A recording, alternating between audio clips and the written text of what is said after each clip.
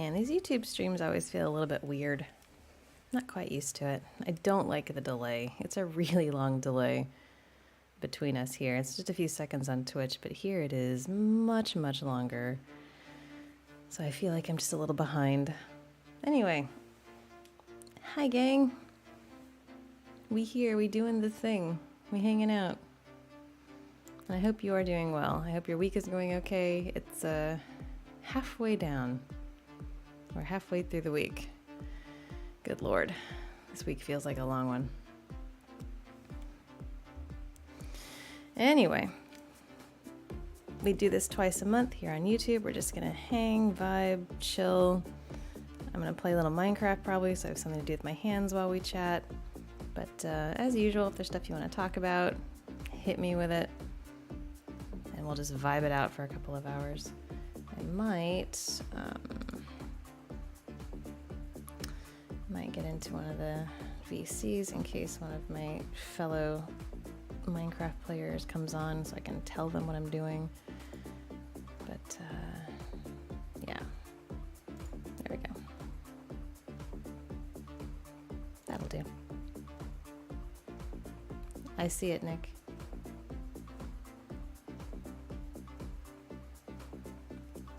Yeah, it's a long delay. Which is okay. All right, let me switch over. Let me turn this down a little bit in my ear. It's kind of loud. There we go. Your week's going well. Excellent. Also, I see the comment about the new villain character. I don't know if that's going to be a series. It might just be a one-off. But yeah, that's a fun one. Have I considered playing XCOM? I haven't. I've watched people play it. Actually, Lupus played it quite a bit, at least XCOM 2. He played quite a bit. I've played similar games, like the Warhammer type ones. They're okay. I don't hate them. They just kind of, they don't really scratch the itch, I guess. So let's see who's on. 8 people are on right now? Yikes. Almost a full minute. Yeah, it's a long delay. Look at all the people on. Wow. Hi, guys. So yeah.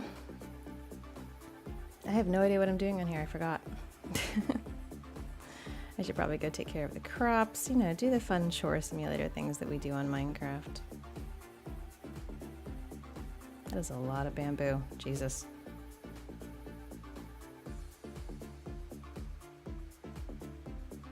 Anyway, so this is the keep. Lupus has built that. My job is usually to acquire resources. So, yes. He has this like off the charts spatial ability, so I let him do the thing and I just support it. I like the carpet. I think it adds a little something.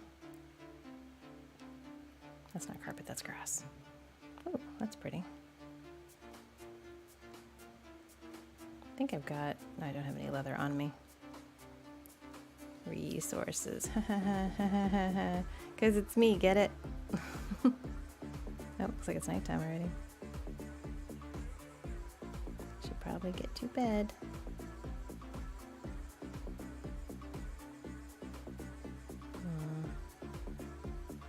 Pretty. Oh, the Dashcam bingo stickers. Yay! I'm very glad. I wish the other ones had turned out, the ones that I actually had made, because they came and I was so disappointed because they got printed super dark and just not pretty at all. And it was a bummer. So I had to throw them out. But yes, I'm glad they came. Yeah, everything takes forever from Australia, but it does usually get there eventually.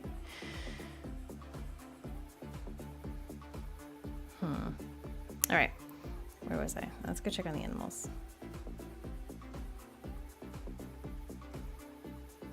I love that we like make the server and then there's already another update to Minecraft. If not now, then very soon. It's like, God damn it. Oh yeah, I got lots of crops to deal with. Isn't this nice though? So nice and orderly. Potot. Look at all those potot.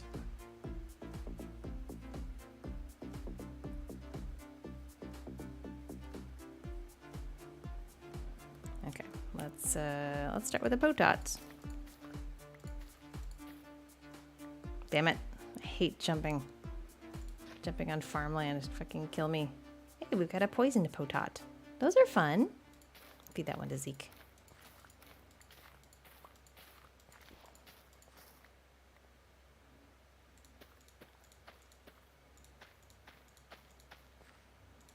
So many potatoes. Yeah, so how's your guys' week going so far? Yeah, Minecraft. I'm just gonna hanging out, vibing with you guys. Doing a little mining and crafting. I need to make more torches. That was something I needed to do. Need to get on that. Ice cream sandwiches. That sounds nice. I'm out of those. I have to get more of those today. Ooh, I leveled up my farming. Yay. I'm a proper farmer now. That's exciting.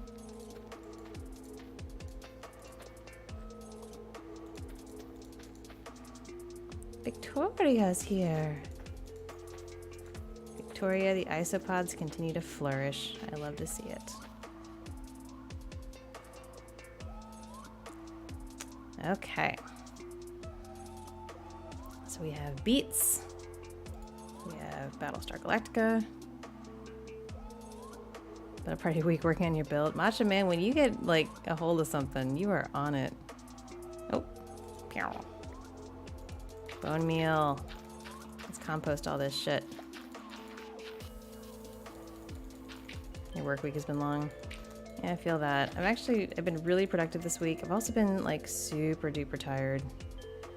Like more so than I would have thought, which is kind of a bummer. So I'm trying to like stay ahead of that, I guess. So many babies. Ah, isopod babies. So much hay.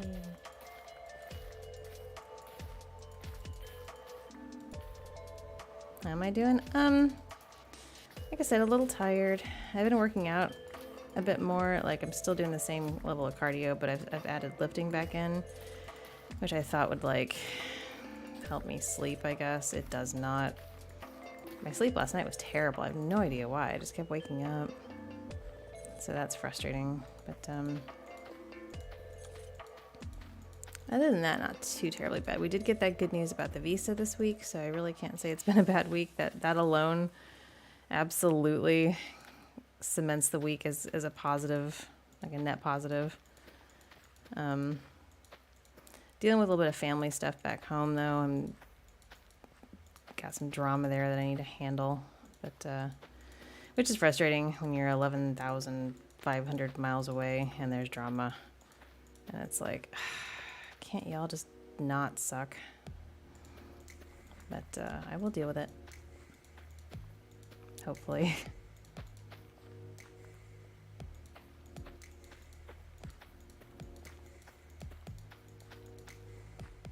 So yeah. Hydrate. Here we go. It's a good idea.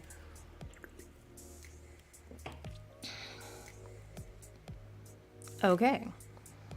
Continue. More hay.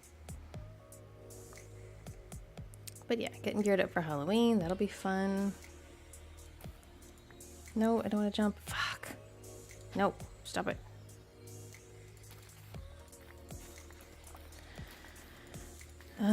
What else? What else is going on? I do have a special Halloween audio for you guys. It's going to be off schedule. It's going to be on a Tuesday because Halloween's on a Tuesday. So that will be coming out. It's actually a commission, a former commission that I've been given permission to share with you. And it is pretty Halloween appropriate, so we'll do it then. And next week's patron-only audio is pretty much good to go, so that's a good vibe too. Yeah, a lot of good things.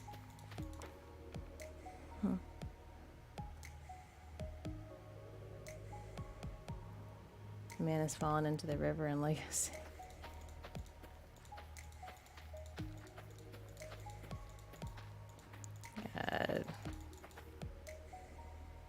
No.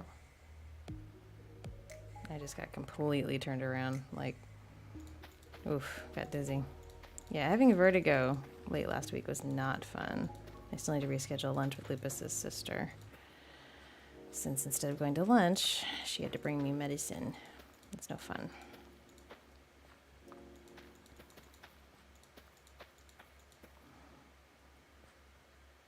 Stand by for spoopiness, yeah.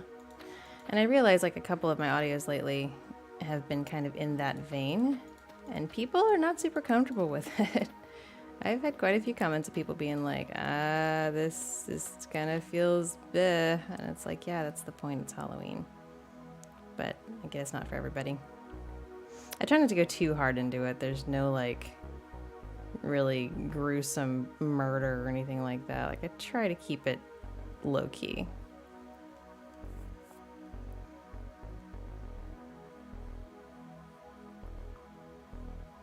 The mage character, yeah, she was a commission as well. So always good things from commissions. Well, not always, but a lot of times good things from commissions. Yeah, definitely share the fan art, Victoria. Put it in Muses. We do love fan art. Oh, and our live space is coming along. It's nearly finished. I worked on that a little bit yesterday while Lupus was in FT. So for those of you that don't know, Lupus and I are going to start streaming some live stuff like pumpkin carving and painting Warhammer figures and things like that. Really the only issue we have now, we got the cameras working, we've got a multi-camera setup, we've got really good lights. The only thing now is the sound, because that room doesn't have a lot of fabric in it, so it's pretty echoey, which it doesn't feel that way until you turn the mics on, and then it's like, there it is. Yep. So we are working on that. Once we get that, we've got some of that, foam and things like that. We're gonna, as usual, the one hang up is that we can't hang things on the walls, so we're gonna do like we do in our offices and mount the foam to like a cardboard backing and prop that up against the wall. Should work. That's a lot of crops. Whew.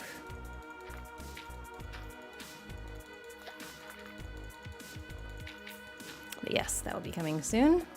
I'm excited about it. Really, really excited to do some live stuff with you guys. It feels very real, like actually being on camera, even if it's just my hands. Because it will just be my hands. We're not going to do any face reveals or anything. Yeah, the two cameras are, one is overhead so you can see what we're working on, and the other is like table level facing away from us toward the things we're working on. So yeah, there won't be any. And just in case there's any accidental, like we'd have to completely knock the camera fully on the floor for it to even accidentally catch anything. But just in case, I do still plan to wear a half mask, like a COVID mask. Also good for like accidental reflective surfaces, Never be too careful. So I have zero interest in doxing myself, thank you. Man, we're getting lots of bone meal. Nice. Let's see. All right, we're doing pretty good on veggies and stuff. No, not a Batman mask. I've posted my eyes before to the Discord, so I'm not too worried about my eyes. It's the rest of my face. Let's burn a few more seeds. Why not? Let's compost. I'm sorry. We're being responsible. Let's compost.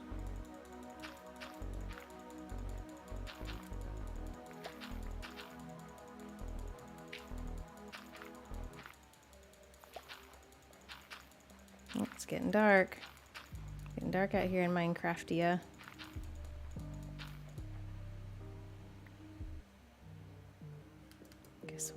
inside. Woo!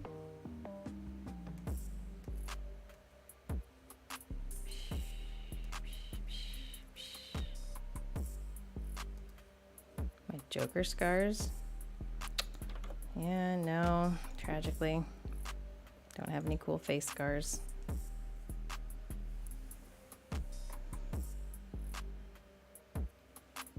I don't want to get sniper wolfed. Yeah, that whole thing is a real fuck around and find out situation. I watched a Ludwig video on it. I've been following it separately, but I watched Ludwig, and Ludwig was doing his best to be very to be as balanced as possible, almost to the detriment of the outcome, because he was trying to be like, well, you could almost kind of see her having a point, but no, she really doesn't have a point. Like, not about the doxing, but about just like all of Jack's film's content being about her. And it's like, no, I still am actually okay with that, because he's calling out theft. He's calling out outright theft. And that sort of thing needs to be named and shamed. Like, a lot. Otherwise, it's going to continue. Like, we already have this ridiculous amount of quote-unquote reaction YouTubers who do nothing but just freeboot content and sit there if they're even in the room for it. And it's like, that kind of shit shouldn't be okay. We have copyright laws for a reason. We have intellectual property for a reason. So, like, you can't just take something that isn't yours, show it in its entirety without transforming it, and then have that be okay. Like, none of that is okay. So I was okay with him calling her out on the regular for that, because someone of her size, her channel size, if we don't call that shit out, then you get a million copycats, then it just becomes an even bigger problem, you know, and then nobody gets to own anything. Everybody's like, it's gonna have a chilling effect on content, because if you make content and you put your heart and soul into making a video or something, and then somebody just freeboots it and they get all the views for it, you're not going to want to make anything. You're not going to make that effort. And that's the last thing we need, is a chilling effect on content. It's bad enough that AI is becoming a thing. So, yeah, it's not all of his content, too. So I was always on board with him just calling that shit out regularly. Like, mock it, name and shame it, go for it. Because if we can't hold the biggest creators responsible and accountable, it's only going to get worse. Of course it is. Like, absolutely no brainer. So, but then for her to dox him like that, like, oh shit, somebody, that was as Ludwig put it, like, you lost the last leg you had to stand on, which I never thought she had a leg to stand on, I'll be perfectly honest, but you know, that was it. So I'm gonna go chop a little wood because I need to make some torches.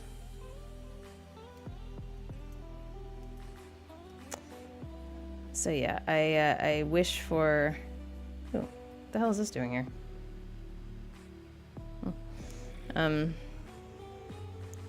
I wish for nothing but bad things for her. I want her to go to jail, honestly. I really, really want her to go to jail.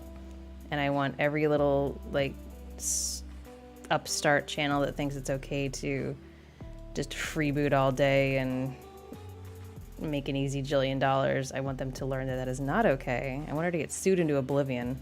Let's go criminal and civil on this. Let's 1-2 punch this shit. Knock it out. Hi, Jojo. Enderman, maybe? Man, maybe. That's a weird block to leave, but okay. I'm just gonna trim a little bit of this cherry. What is this? Whose house is this? Wow, it's massive. Oh, there's the keep. Lupus was telling me about the keep that somebody else was building. Hello. I haven't actually been over here. I pretty much never leave the wall, the massive wall that we have built, so. And I've been leaving the portal and placing stuff. Yeah, YouTube has, the thing is, like, YouTube can try and turn a blind eye all they want, but this is actual criminal behavior. And criminal behavior is, you know, prosecutable. Like, he can absolutely prosecute. That's really cool. Look at that. And I hope he absolutely does prosecute. Like, it may not even be in his hands. When it's criminal, sometimes it's not up to the person, you know, quote unquote, pressing charges. It's up to the police and the DA to act on it. Wow. That do be massive. So yeah, hopefully there will be action taken. Hopefully her and others like her will stop doing what they're doing. And I especially thought it was funny that she was like, oh, I wasn't there for confrontation. I had no ill intentions. And then her sister immediately tweets with something like, was he afraid to fight? It's like, were you looking to fight? Because, damn. Could have made that more clear. So yeah, there needs to be accountability. There needs to be consequences. Otherwise, what's the fucking point, you know? And those of us who are trying to do it right and trying to like produce unique content and not be shitty to other people, it's not doing us any favors. So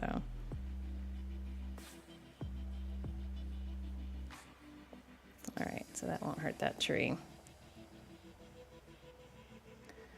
I don't want to cut any trees down. I just want to trim them a little, get some wood, and then let the grove continue to grow because it's like doing so nice. I know we could always replant, but I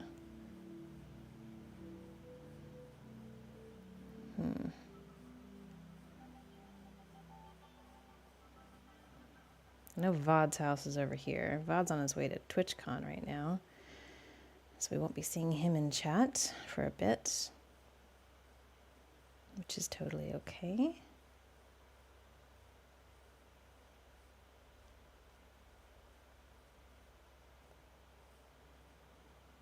So yeah, if I can throw the book at her. I have no patience for...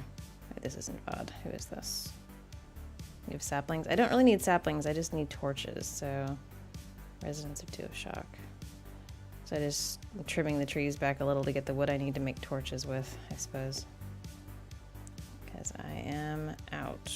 Maybe I could go down and like pick up some of the ones I placed in other tunnels, but I don't want to create space for anything to spawn.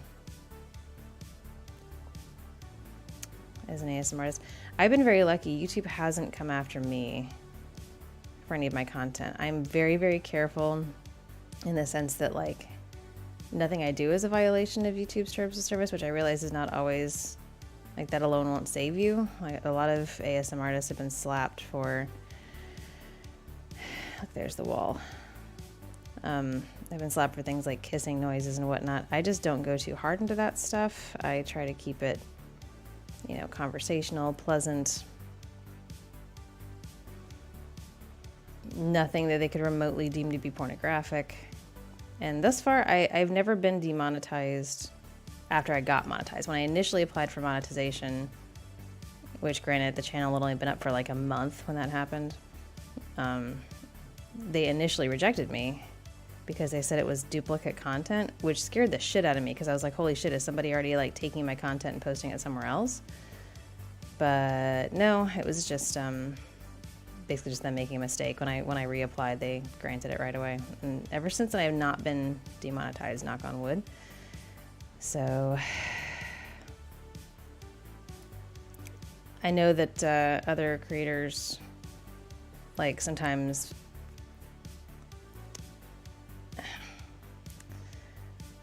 I'm not gonna badmouth any creators. I'm also not gonna name any creators because this is not the place for that. To be perfectly honest, I don't listen to most other creators' content. I used to listen to audio roleplays before I started doing this because that's how I got into it. I was writing scripts for other creators. But pretty much since I started my channel, I stopped listening to any content created by any other audio roleplay makers. I don't do it anymore. In part because I find it completely uninteresting now that I make them myself.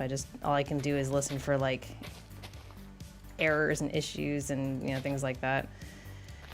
Or and I also don't want to accidentally like give myself ideas for later that would turn out to be somebody else's idea, you know what I mean? Like I might think I have a unique idea, but it turns out to be something I listened to like a year ago and I forgot or something. Like, I don't want that to be the case.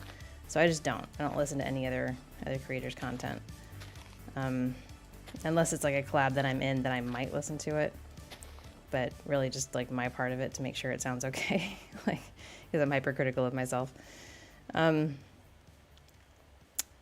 That said, I know from, Twitter and stuff that, some creators walk a much narrower line as far as the content. They lean heavy into clickbaity thumbnails, which is probably playing with fire as far as YouTube goes, because if you have a thumbnail that suggests anything kind of lewd or raunchy or whatever, it's gonna draw notice. Like, you're gonna get clicks, but it's also gonna, like, YouTube is probably gonna see that.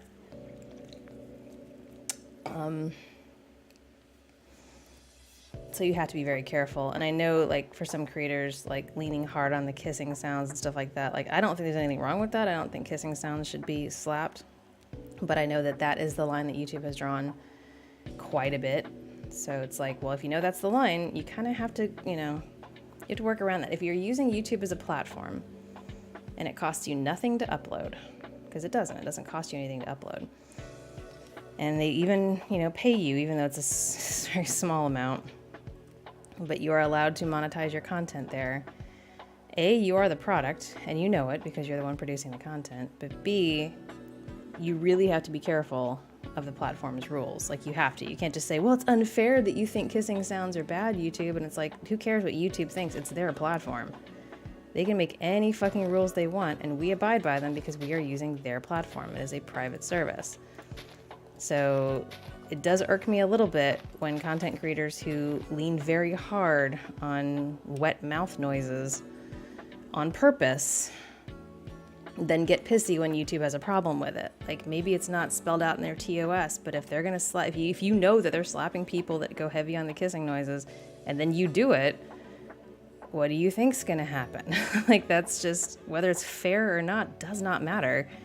It's their platform, and they're gonna do what the fuck they want. So, at the end of the day, I just try to follow the rules that they set out for me, even if I don't necessarily agree with it, and try to make good content that stands alone, without having to run to another platform or pitch a big fit about how there's too much kissing and they didn't like that, So,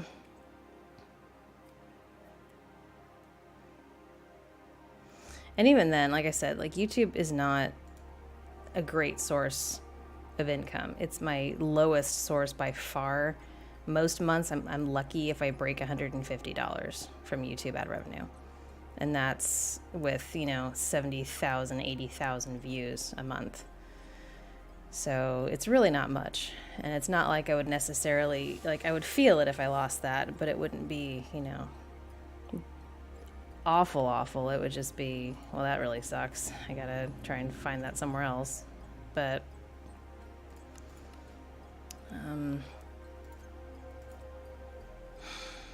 yeah, I try to, and honestly, like, for my content, I'm more about telling a story, challenging myself to tell a good story in the format that I have, or to craft a good relationship that doesn't rely on, oh my God, I've always loved you, let's cuddle, and then just, like, have that be the only thing, I guess. And again, like, no shame if that's your trash. I'm there for it. For, like, people have their own escapism, people have their own wish fulfillment, and that's totally fine. Sometimes you don't want to have to think. Sometimes you don't want to have a conversation with an internet stranger in your head. You just want to be cuddled and pampered and told you're wanted and needed and things like that, which I try to do, to a lesser extent. But you guys know my stuff. I can't not err on the side of realism, and I think in that way I've been quite protected because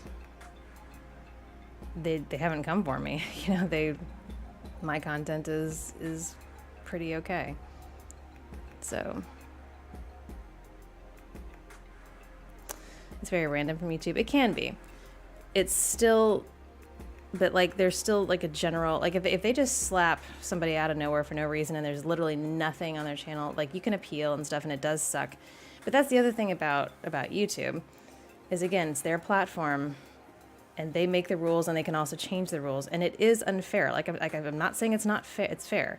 It's absolutely unfair if YouTube starts slapping people for kissing noises or slapping people for nothing at all. Hell, if they slap me tomorrow, I'll be the first to say, wow, that's shitty and unfair. but it's still their platform and they can do whatever the fuck we want or what they want. And if we have a problem with it, we have to take it somewhere else, which unfortunately there really isn't anywhere else to go because YouTube kind of has the monopoly on video hosting. So everybody's kind of over a barrel, which is why, I strongly encourage diversifying income with things like Patreon, Twitch, Ko-Fi or Coffee or however the hell you pronounce it, direct PayPal donations, anything to sort of get off YouTube as the monetization platform, because at any moment they could fuck you up. And they can absolutely do that, and they're within their rights to do that, and that's the nature of the beast. Like, I've seen creators who had most of their income from YouTube get slapped, and they completely melt down. Like, I don't know what I'm going to do. That was my income. That was my source of income. That was my livelihood. And yeah, that's awful, and it sucks, and YouTube sucks for doing that. But knowing that you're on a platform that can do that at any second. Like, it can just fucking yoink it out from under you at any second. And that's what you signed on for with the TOS. Like, you have to be careful. You've got to diversify. You've got to try and grow your support in other places, because YouTube is not your friend. It's not a trustworthy platform. It's not fair and it's not right, but it is not trustworthy. They do apply their rules inconsistently. They make up rules as they go along sometimes. Their human reviews are very often not human. Or they don't seem to be. They're way too fucking fast for that. And sometimes it just seems completely arbitrary how they handle things. And knowing all this, because we know all this, we've seen this happen to their creators. Knowing all this, you would be an absolute fool to put all of your income, to have it all be from that single platform. Like, that's an absolutely terrible model. It's too unstable for that. And that's true of most of the platforms. Even Patreon, when they had their issues a couple months ago with moving their payment processing to Ireland, and then so many people in the United States got flagged at their banks for fraud because they'd never been to Ireland. Why the hell are you processing something in Ireland? And so all these things got declined, and creators got fucked to the tune of hundreds or thousands of dollars because the banks wouldn't process the charges, and it was Patreon's fault for moving overseas in order to save a few bucks on processing. Like, that kind of shit can happen at any time, and suddenly the bottom drops out. And, like, you have to, if you're in a feast or famine business where you rely entirely on the support of people watching, of the platform to actually pay you the ad revenue you've earned, like, you have to diversify. It is such a scary, and believe me, this is something I do stress about. Like, if any one of these things falls out from under me, it could be really bad. And I'm not sure what I would do. It's like that kind of vibe. So, but yeah, I do think it's unfair and bullshit when YouTube just kind of applies the ban hammer indiscriminately, and there's not a lot of reason for it. But because we're on this platform, we are just kind of fucked. Like, we have to make do or do without. And I hate it. I do hate it. I hate it so, so much. So yeah, and technically there are other platforms, but they will never be at the level of YouTube. YouTube is, Google. YouTube is a behemoth, and it's just, YouTube would have to be egregiously bad, and not just bad on the creator side, but bad for the viewer experience. They would have to start lagging really bad, or just not giving people access to videos. Something like that would have to happen in order for people to actually care enough to move to a different platform. Because now that they have this, to all intents and purposes, monopoly, people aren't going to move. YouTube's model is free access to content. Maybe you have to watch a few ads, but that's it. And you can just sit and consume a bajillion hours of content of anything you want, and it's right there, and you don't have to pay for it.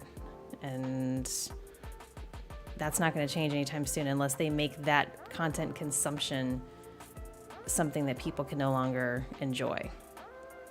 And I don't think they're that stupid. I think it'll be a very, very long time, if ever, before something gives the appropriate level of competition to a platform like YouTube. Same goes for Twitch. I know Twitch has competition too with like Kick and stuff like that. By and large, most of the competition is pretty shit. And what I hope from that sort of competition is that it motivates Twitch to be better. Because I don't think any reasonable person is going to like move over to Kick or something. Kick is shit. It's honestly shit. And they don't have the protection for things like racism, homophobia. Like there's some really horrible content on Kick, and it's like the Wild West kind of thing. So I don't think that that's a viable alternative, but I do hope that the existence of things that present themselves as a viable alternative will motivate the mainstream platforms to up their game a little bit. You know, that's what we hope for. That's the best I can hope for whenever there's a new, hey, there's a new streaming service in town, and there's a new game platform in town. Great. I don't expect it to take off, but I really hope it shakes up the original, the stalwart guys. So yeah, that's the best I can hope for. I think a little competition is good for growth. It's good for progress. It's good for keeping the main platforms honest, but I don't think any competition is going to be significant enough anytime soon to affect real change. Let's do this.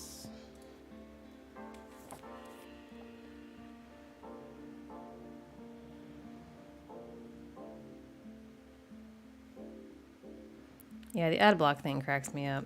Like, what are you going to do about it, YouTube? You're going to throttle people? Okay, well, maybe that'll motivate people to move. Probably not, though. Let's make some more charcoal.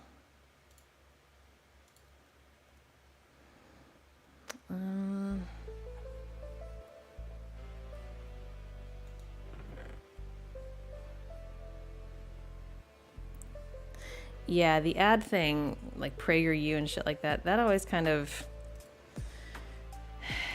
it's gross. It's fucking gross. And we have absolutely no control. So as a creator, I'll let you know how this works, because I'm more than happy to pull back the curtain on this bullshit for you guys. It's kind of what I do. So when I upload an audio, I guess technically it's a video. It's got a thumbnail and all that shit, but it's an audio. I select whether I want it to be monetized. I say yes.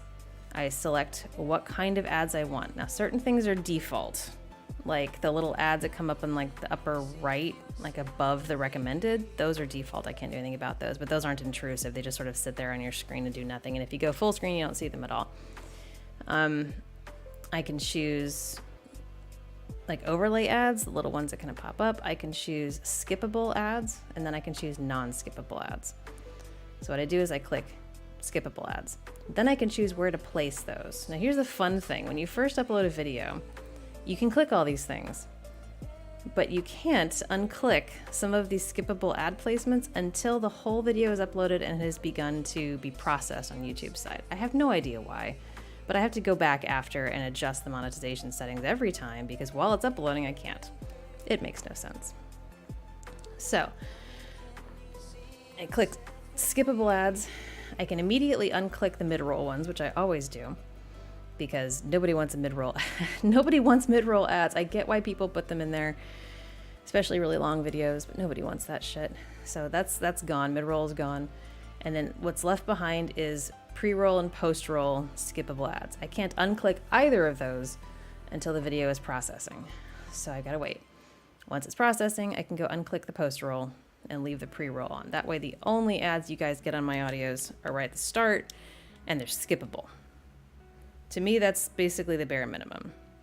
I'm not gonna click everything. I'm not gonna load up on, I'm never gonna do non-skippable ads. I feel like that's awful. And I'm certainly never gonna do mid-roll. So, and there was that time like a year or two ago when YouTube went and started automatically placing mid-roll ads in every video above 8 minutes. Oh shit, did we get mad about that.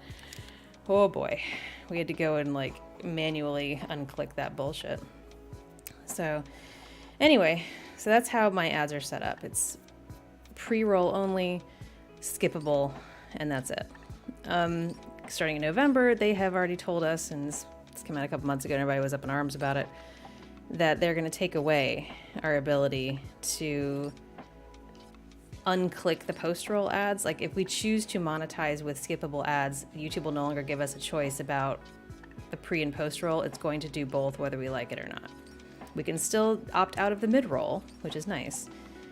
But beyond that, if we click we would like skippable ads, please, they will be placed at the start and at the end without our say. If we don't want that, we just have to opt out of monetization entirely, which is bullshit. So I feel really bad for creators who do specifically sleep content, because when you get to the end of that video, you're gonna get hit with some post-roll ads and they're probably gonna be loud. Me personally, most of my content is not directed at sleep, so I'm not panicky about it. But yeah, there's a lot of creators who are now actively pushing their Patreons and stuff, specifically because they're gonna try to go unmonetized on YouTube in an effort to not punish people for listening to their sleep content and then getting hit with some massive like Burger King ad right at the end. So, yeah.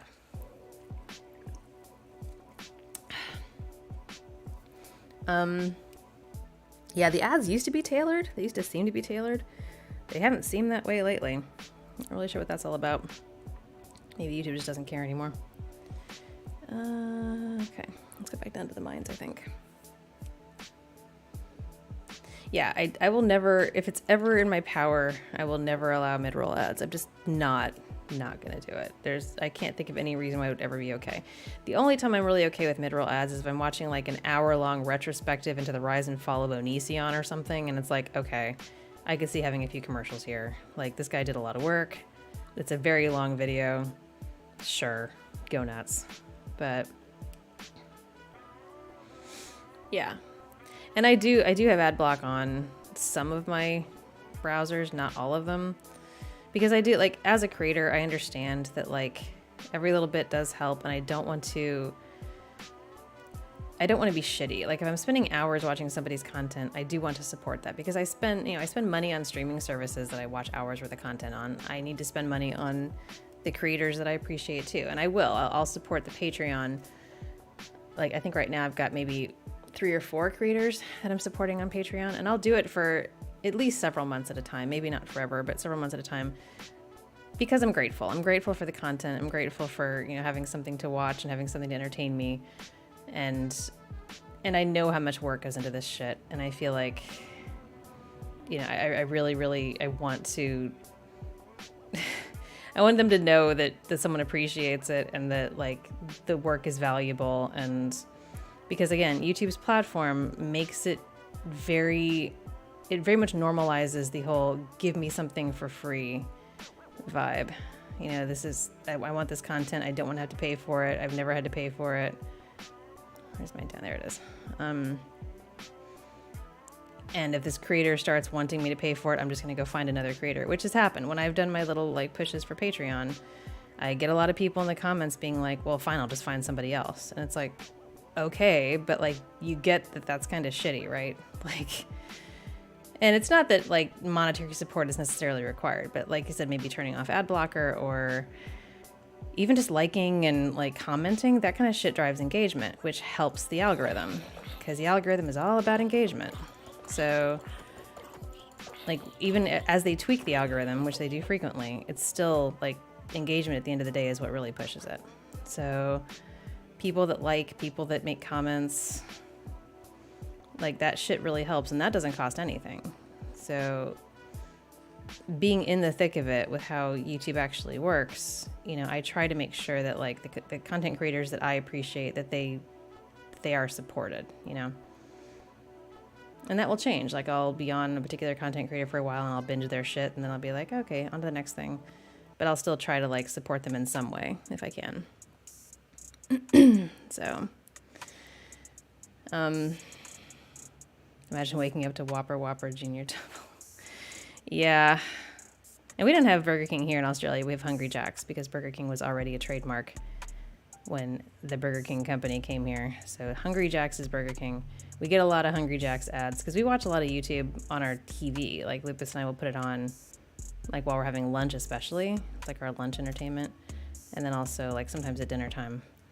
So we see a lot of ads, and we just kind of tune them out. You know how it is. But, like, and I've got content creator friends who will actually, like, there's one in particular, he went through a phase where he would play skippable ads, but then he would encourage his listeners not to skip.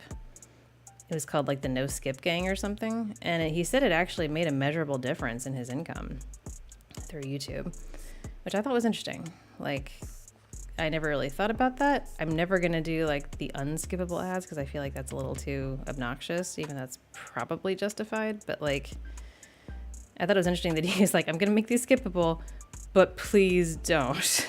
I was like, huh, that's one way to do it, I suppose. I like this cavern. Isn't it cool? It's a cool cavern.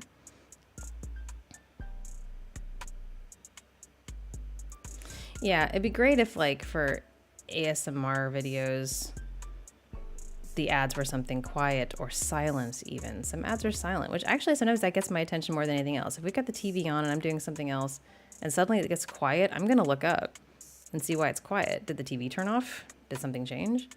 And it's like, nope, it's just an ad with no sound, which, well, now you have my attention. So yeah.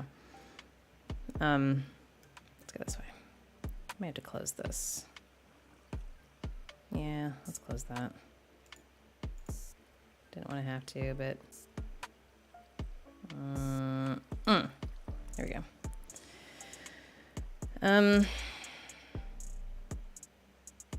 So yeah, it'd be great if we could like, if not choose the ads specifically, then at least choose from a genre of ads or a set volume level or something, anything.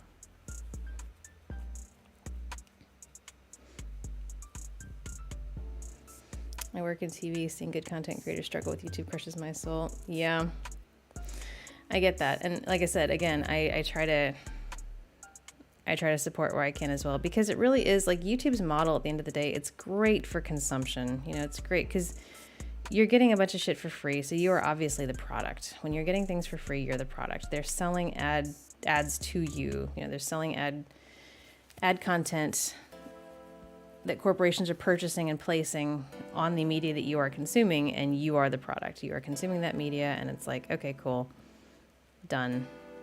Did I get lost? I might have gotten lost. No, I'm okay. But because of that, it's created this very entitled vibe where, like I said, when I have the hubris to actually like reach out to my community and be like, hey guys, I can't keep doing this if you don't support it, because you know this is my job and it takes my time and resources to do, and you know it takes me this number of hours to write, record, edit, and upload an audio, and I do it twice a week and blah blah blah. And the sheer entitlement of some people where it's like, how dare you ask for support? I just want to consume your content for free. And it's like, I appreciate that you want to do that. I would love to just do it for you for free. But that's not how business works. And that's not how, like, if we don't support artists, there won't be any more art, you know? Like, I don't want to go back to corporate, but if it happens, it happens. And it's like, and that's one of the reasons why I keep making these posts to let people know what the situation is, because I don't want anybody to be like, well, you didn't tell us. Because some content creators do that. They'll just be like, they keep it all close to the chest until finally it's like, well, I can't afford to do this anymore. Bye, guys. And they shut the channel down. It's like, the fuck? If you just told us, maybe we could have, you know, done something about it. So I always want to keep the community in the loop. I always want to make sure that you guys have all the information. And I'm always more than happy to talk about the back end stuff, how YouTube works and the analytics and things like that. Like, I feel like there shouldn't be any mystery to that at all. Like, it is a platform. We all use it. You guys deserve to know how it works. For better or worse. Mob to love. Skippable ads are longer than unskippable. They are if you let them run sometimes. It depends. I've had a few like 3 or 4 minute ads pop up, but they're usually skippable.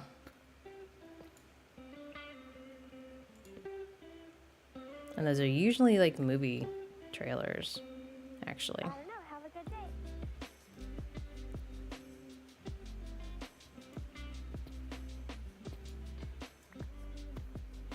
Yeah, book authors have that issue too, and people return books. Yeah, exactly. That is a serious problem. The way I see it, like books really shouldn't be, like any consumables should really not be returnable. You know, like food is almost never returnable, especially if the package is open. Obviously, you can't return that. like soaps and stuff like that. Like, I guess maybe if it's still in the original package, but like, and books in my mind are consumable. You know, you consume that resource, you enjoy the story. Maybe if you like if you're using an e-reader and it shows that you've only read like 10%, like it's not like they don't have those metrics. They do. Amazon knows exactly how much of each Kindle book we have read, or how much of each Audible book we've listened to. All of that is available. All that information is available. So maybe if you can show that you've only consumed like 10% or something and you just don't like it, then maybe under those circumstances you could get a refund. But people reading entire books and then returning them is absolute bullshit. And again, it's just that entitlement, that selfish entitlement culture of, you know, somebody put their blood, sweat, and tears into this project. Somebody made this, but I don't want to have to pay for it. I don't want to have to give anything back in order to consume this art, this content. Like, it should be free. And it's like, yeah, great, it should be. Then we need to be subsidized. Like, then lobby your government to subsidize artists or something, because you can't have it both ways. People that are being forced to work like regular gigs constantly can't produce art. They're too tired. They're too busy. Like, something's got to give. Especially with the competition of like AI and shit out there now. It's like you really have to work hard to stand out and not be drowned in the sea of bullshit.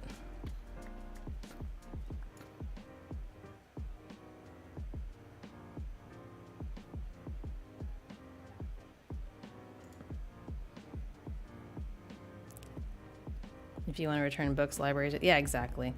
And libraries, like, I want libraries to last. I think libraries are amazing.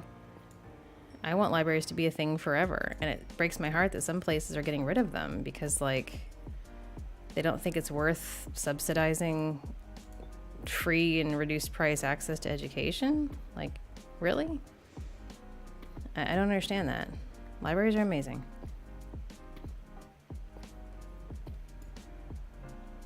The ad was a 2.5 hour long movie. Really? Church sermons? Oh my God, what incredibly, like, pointless ads. Does anyone have blaze rods? No, I do not. Shove money at rich people's asses.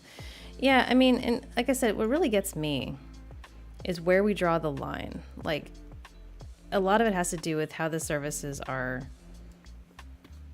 built, how they're modeled, how we've grown with them. So like, for all of the existence of YouTube, we've always just sort of known that we can just have it for free. YouTube is there. We can watch those videos for free. We can consume that. We don't owe anything to YouTube.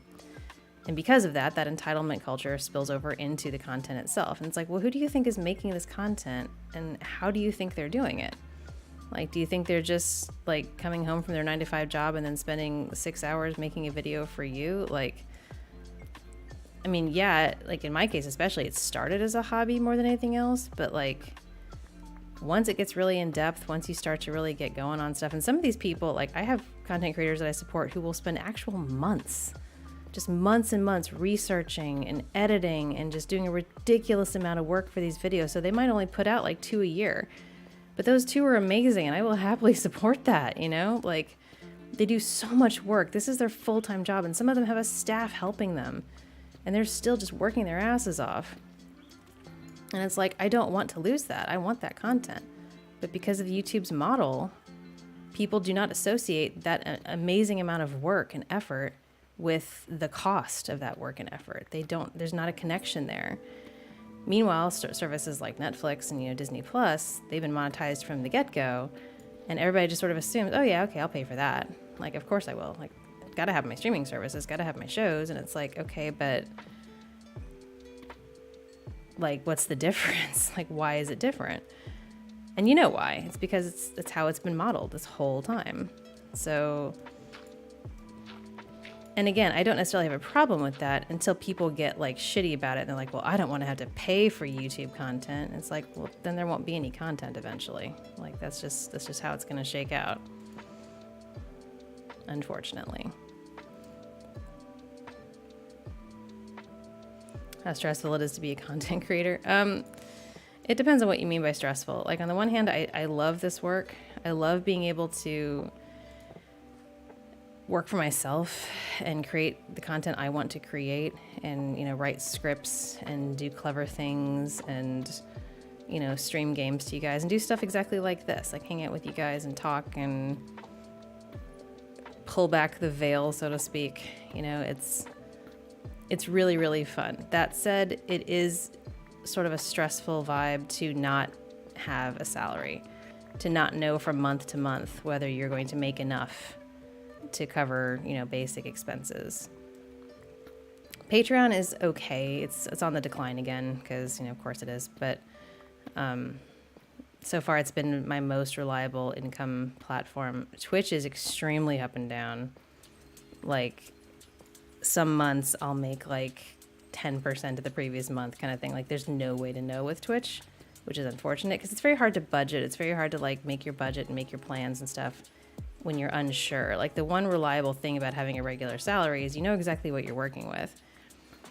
The other good thing about having a regular salary is that you can generally turn it off at the end of the day and go back to your life. Like your job doesn't follow you home, probably. Even if you work from home, you can probably walk away from it. Or at least you should if you have a work-life balance. Looking at you, Halo. But for me, and for Lupus as well, because we work where we live and we work strange hours. I wake up at 6 a.m. and I'm live by 7. Whereas when I had a salary job, I would, have to be on at 9 and it was like a normal schedule and I could like close the laptop at 5 and walk away from it. That is not the case now. And not only that, but when you're a content creator, you have a lot of pressure, on yourself to keep delivering, to keep doing better, to keep upping the game, to keep giving people what they want because you want to be doing a good job. You want people to support it. You want people to like it. Like it's literally busking for the internet. And if they don't like it, you don't get the support that you need to survive. So the pressure is definitely there. And Lupus and I both struggle with, we struggle with downtime. We feel guilty when we take downtime. We feel like we should be working. We should be doing more. And I realize that is a recipe for burnout. And that's why we sort of help each other be like, nope, we're going to sit on the couch. We're going to watch a movie. We're going to, it's been a long day. We've done a lot today. Let's decompress. But we're still thinking about it, like we don't talk about it, but we know we're still thinking about it. We're still in the back of our minds thinking about what can I do differently? What can I do tomorrow? What's this next script going to be about? How can I make it better? And I had to postpone the big collab that I was trying to do this month. And it absolutely broke my heart to do it. But I finally got everybody together. I got all the artists on board. And then life kind of happened and I had to postpone. Largely for financial reasons, which I hate. Now, a lot of VAs in this space, there's a lot of collabs and stuff that happen. Most people don't pay for collabs. They'll just reach out and be like, hey, I love your work. Would you like to do a collab with me? And when people reach out to me like that and say, hey, I'd like to, bring you into this project, I'm totally cool with it. The only two things I ever ask about are, I need to make sure I have enough time and I need to make sure the script is something I will vibe with. If it's not in my wheelhouse, if it's something that makes me uncomfortable or something that just doesn't fit me very well, I'm not going to do it. So I need to see the script and I also need to check my calendar. There's the diamond. I need to check my calendar and make sure I have the time to do it, especially if it's like a big undertaking. But 9 times out of 10, I can do it. So, and I think most recently, the only time I had to say no to a collab was because somebody reached out. They asked me to do it. I said, yeah, tell me about this thing. And they basically needed the lines in 3 days. And I was like, no. As much as I'd like to help you, that is not enough time to turn around something when I have my own projects and stuff going on. And I was actually, I was about to leave town for the family weekend that we had with Lupus's family. So it was the timing was just bad. So,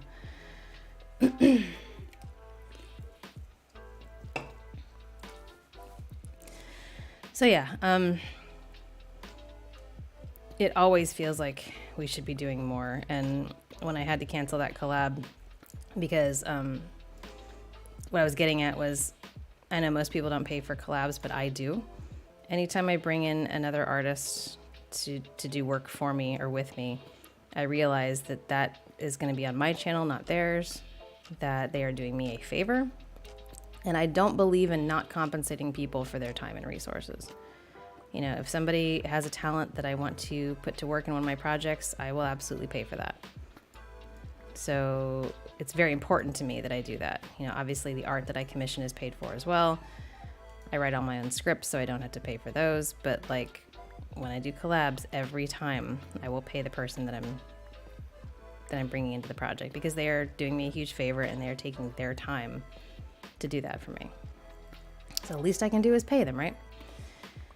But because this collab was so enormous and had, you know, like 8 people in it, I did the math and realized I couldn't pull it off at this point, which sucked. It really, really sucked, because I was very much looking forward to it. It's not canceled, it's just postponed, but like there were some other expenses that came up, and at the end of the day I just couldn't make it all work, and I hated it. I hated it. But I'm not gonna, you know, compromise my principles either. I'm not gonna be like, hey, I know I've always paid you guys in the past, but not this time. Like, that's just not, I'm not okay with that. So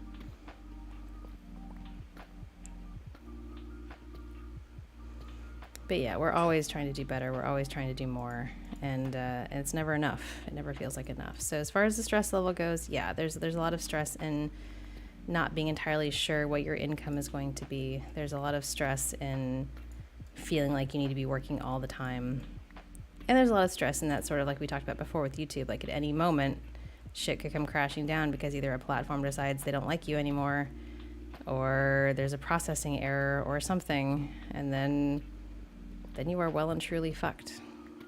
So yes, it is stressful. That said, though, like I said, I really like the work. Like, I like being able to set my hours, even if they're weird hours, even if I'm getting up at 6 and, you know, immediately jumping on and streaming. That's my choice to do that. You know, I'm choosing that. If I want to stay up late and stream, that's my choice to do that. If I want to take a walk at 2 in the afternoon because I need to get the hell out of my house and get some air, I can do that. I don't need to ask a boss to do that. You know, I don't have to get permission to do that, which is nice. You know, I've worked for bosses in the past, and obviously there are limitations. CZ, thank you for the super chat, Reverse Goober. I acknowledge you're Reverse Goober. You think I'm cool, I guess. I suppose. There. The salary is one of the stressful parts, yes, because you just don't know from month to month what it's going to be. Like, you genuinely don't know. Patreon pays out on the 5th of the month, Twitch pays out on the 15th of the month, and YouTube pays out on the 21st of the month, all for the previous month. And you don't know. I mean, you can look at your analytics and get an idea, but until like expenses are deducted and stuff like that, like Patreon has to deduct the cost of the merch. Like, some patrons from $10 and up, patrons have access to merch, and that's like, unless people opt out of it, that's just an automatic thing. And the cost of the merch comes out of my side, not the patron side. So like in any given month, like last month, there were a lot, like 40 something patrons got merch, because the way the merch works is you have to be a patron for like 3 months. Once you're a patron at that level of merch for 3 months, then you get the merch, then it gets sent to you. And a lot of people just signed up 3 months ago when I did that last push for patrons. So a lot of people were getting their merch. That ended up costing something like $300 that was deducted from my total payout to send that merch to everybody, which is fine. That's how it's supposed to work. But like, you don't know that until the payout is processed, and you think it's going to be one amount, and then it turns out it's going to be a lot lower, and then you have to go into like the files and be like, why is it lower? And it's like, oh, because merch. And then, okay, that makes sense. But so yeah, that and then Twitch is just all over the place variable. Like Twitch, you just never, like, you can check your analytics and see roughly what you're making for the month and stuff, but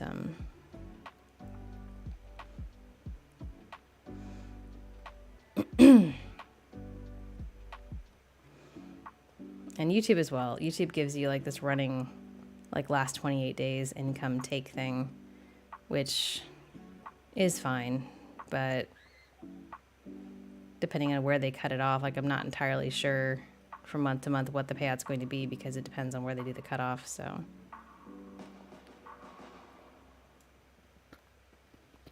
you can't do it. No, you can. So here's how the merch works on Patreon. Some patron levels don't get merch, which is fine. I think, like I said, it starts at $10. At the $10 level, patrons get a sticker.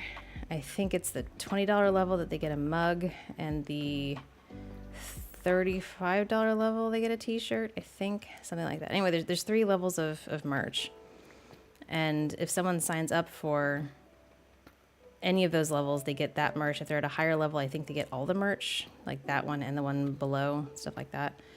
Again, you have to be a patron for 3 months in a row at that level in order to qualify for it, which, again, totally fine. And people can opt out of it. I've got a few patrons who are at that level, but they don't want to put their address into Patreon. They don't want to receive any merch, and that's totally fine. That's a personal preference thing. The merch thing is just by default, if you are at that level and you put your address into Patreon, you will get the merch. And the merch is, I designed the merch myself, and it's all very patron themed. It's like designed specifically for patrons. The shirt says patron on it and stuff like that.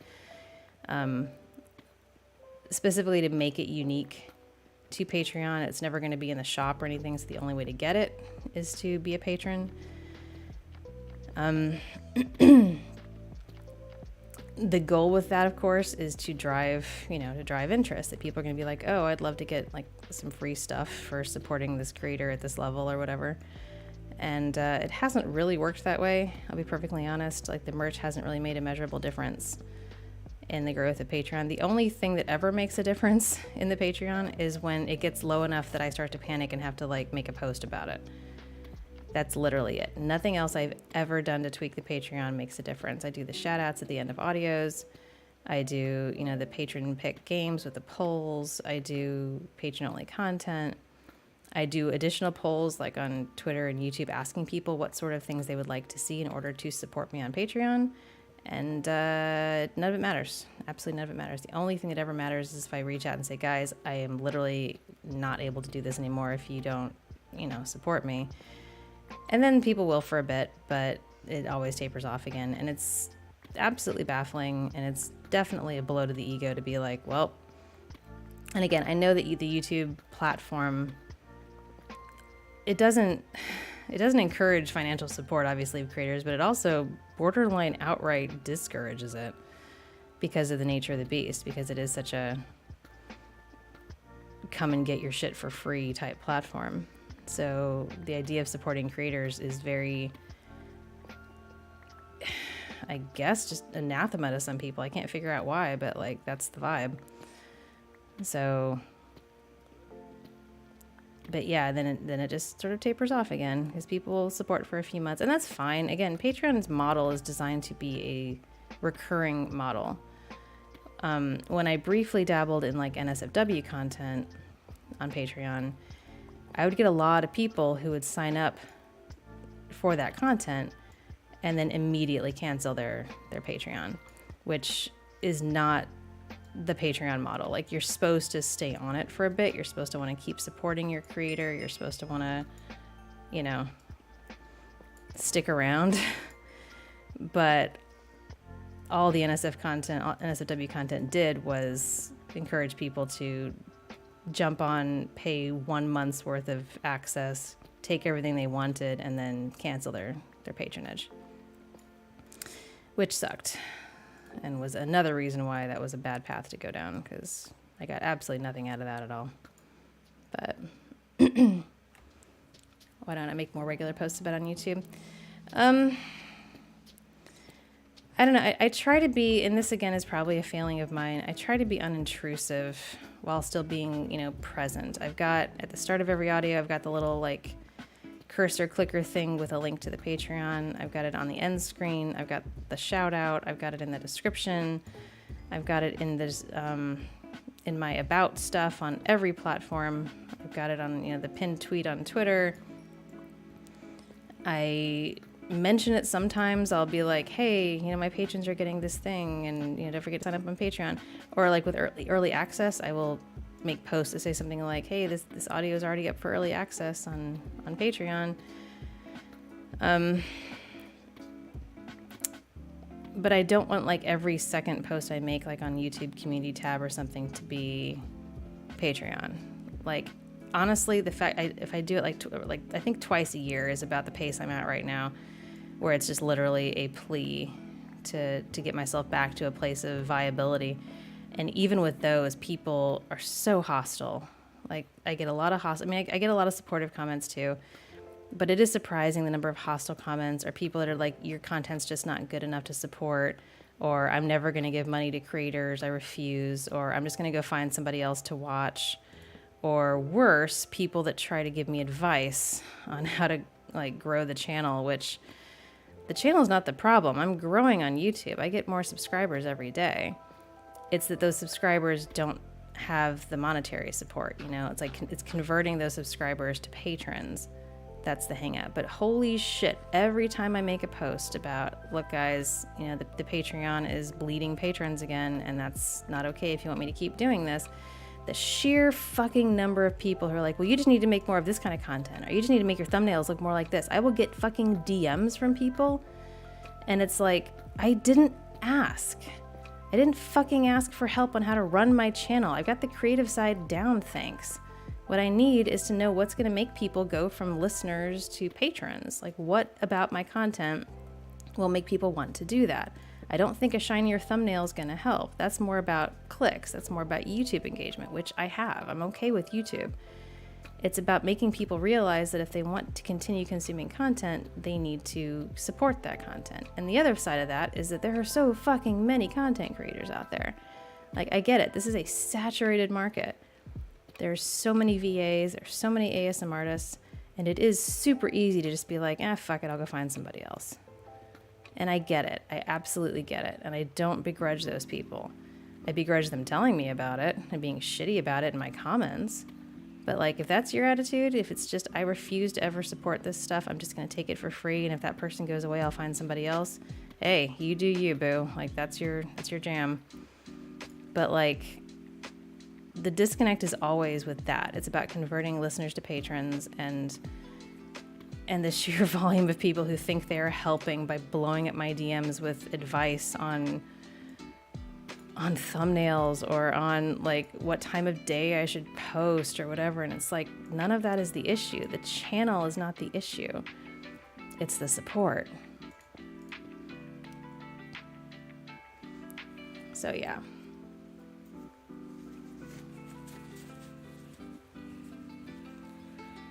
Yeah, it's frustrating because I would love to like, and I know plenty of creators. In fact, I listen to some creators. There's an ASM artist guy that I actually really like. I don't like his model, but I like his work. I like his voice, and I really like his hustle. He uploads pretty much daily, and he works really hard. Like, you can tell he works really hard.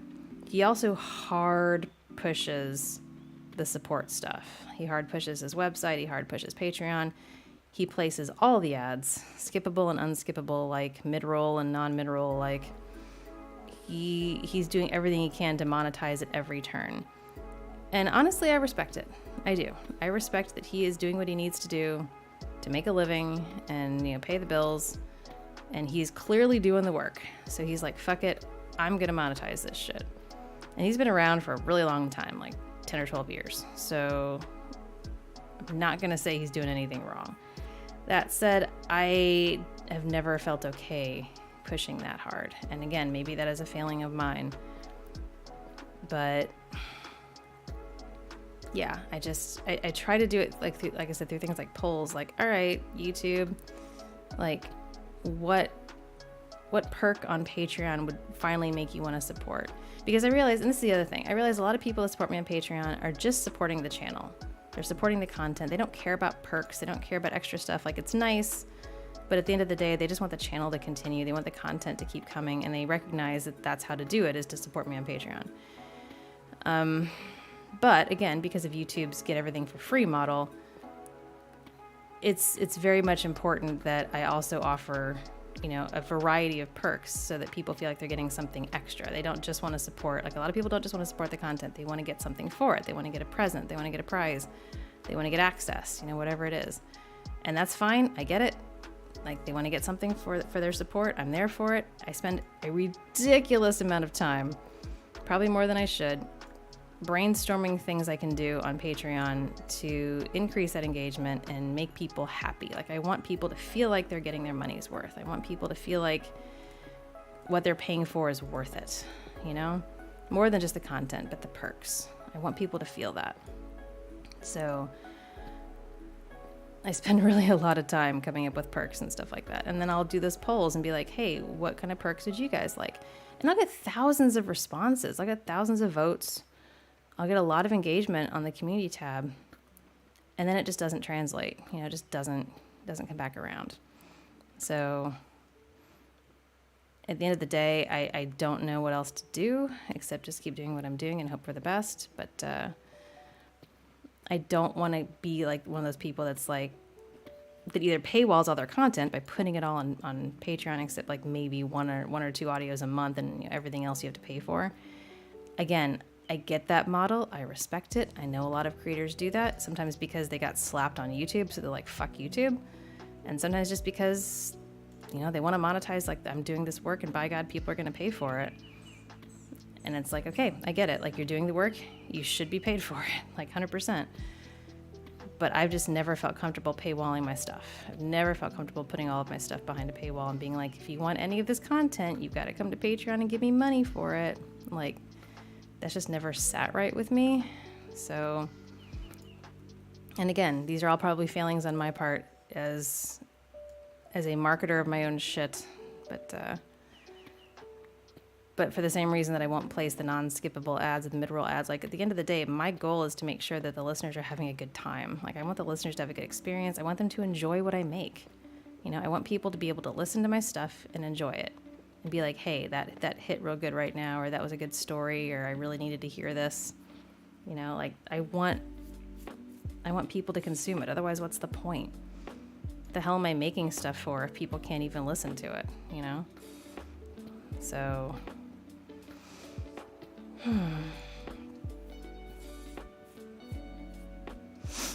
another hydrate.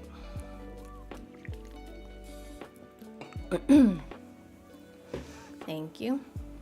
Charlotte, thank you for the super chat. Hunted down and killed by the creator perk. I mean, might dox myself in the process, but it would be difficult for me to hunt anybody down. I'm in Western Australia. It's as far from anything as you can physically be. So, yeah.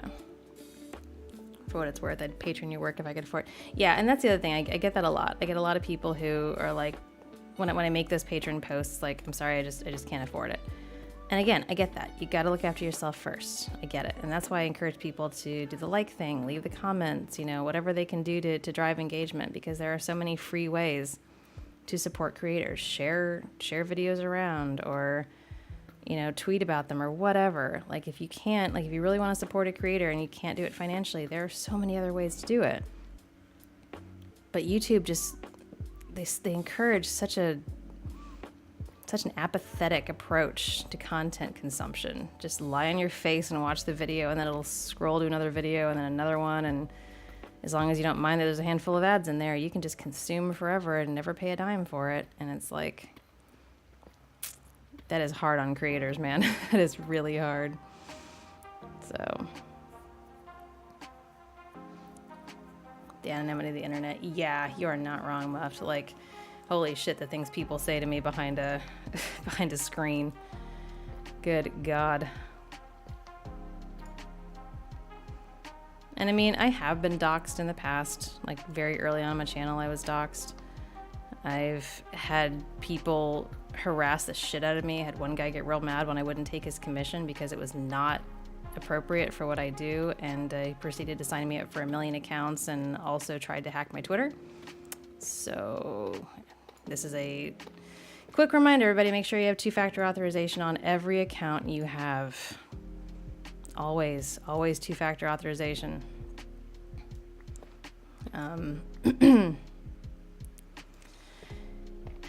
So yeah, it's... Anyway, I think I've proselytized enough. I am preaching to the choir. You guys are here. You guys are supportive. You guys are awesome. And YouTube is just YouTube. You know, YouTube be YouTube. And the model of it is one that fosters that sort of thing. And there's nothing anybody can do about that. So it's not doxing if you leave no survivors. Yeah, somebody would probably miss them, maybe. I don't know. It's possible. Yeah, and I will never, like, and I've said this before, I don't understand content creators who are in such a big hurry to show their faces or something. Like, oh, if I get 1,000 followers, I'll do a face reveal. Don't. Fucking don't. Like, unless that's your jam, unless you're a face-on ASM artist or something, which is fine. A lot of people are. Protect your shit, please. Protect your anonymity, protect your identity. Do not give people ammunition. Do not give people the means to find you or hurt you. Because they will.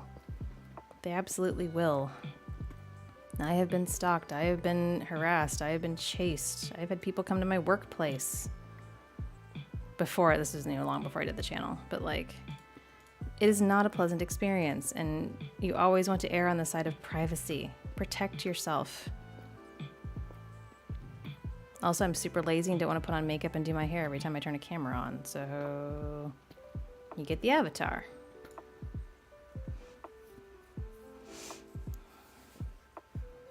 Had to be nice to Ree, she knows where I live. If I increase or decrease your Patreon level, when does that take effect? That is a great question. No fucking idea. So Patreon used to have the model of only charging people on the first of the month or within the first couple of days of the month. Now, I'm not entirely sure how they do it. I want to say they will charge people on the day they sign up, and then that becomes their anniversary, and they just keep re-upping that day. But my payout doesn't change. Like, they still will pay out to me on the 5th of the month. I think they prorate depending on what time of the month you sign up. I'm not entirely sure, because there's been a lot of call for that. When Patreon originally started becoming big and we were all using it, like, if you wanted to sign up at like the $10 a month level, if you signed up on like the 29th of the month, they would charge you $10. And then 2 days later, when it became the first of the next month, they would charge you $10 again, because they were charging on the first of the month regardless, and didn't matter when you signed up the previous month. There was no prorating. You were still paying that $10 even though you weren't there for the whole month. That was shitty, and everybody hated it, and we complained about it a lot. Like, we made a big deal. In fact, we would be telling our communities, if you want to sign up, wait till the 1st. Like, don't do it at the end of the month, because you're going to get charged twice. And I would get DMs from people being like, why did I get charged twice? And I'm like, because Patreon sucks, but whatever. Then they changed it, and I think it was to prorating, which is also problematic, because then people can sign up at the end of the month for like a fraction of the month's worth of content, or a month's worth of payment, get all the content, and then peace out. So there's ways to abuse that as well. The right way to do it is to set a renewal date at whatever time you signed up. Have that be the time that you get billed every month, just like Netflix and everybody else do. But I guess that was too hard for them for a while. They may have finally fixed that. As far as upgrading, I want to say that they would just, upgrade you on the spot for like the price difference, and then going forward charge you the full amount. But I don't know. I imagine you might have to Google it. I know Patreon's got an FAQ. I have had people upgrade. I will get an email when somebody upgrades. It says, so-and-so increased their pledge from blah to blah. And it's like, oh, that's cool. I don't know what that means on your end, though. I wish I did. Anonymous, thank you for the $9.99 super chat. Anonymous is watching. Good. For what it's worth, you have a pretty face. Aw. Thank you, Muffed. Not as pretty as you, though. Yeah, there are a handful of people here who actually know what I look like, but most people do not. And there's a handful of people I've met in real life too, in the community. Like Sit. When I lived in the UK, I hung out and had pizza with Sit. Good times. But by and large, privacy. And that's one of the reasons I genuinely enjoy living in Western Australia, because my stalkers can't find me here, I hope. They'd have to be really committed to fly 37 hours to get to me.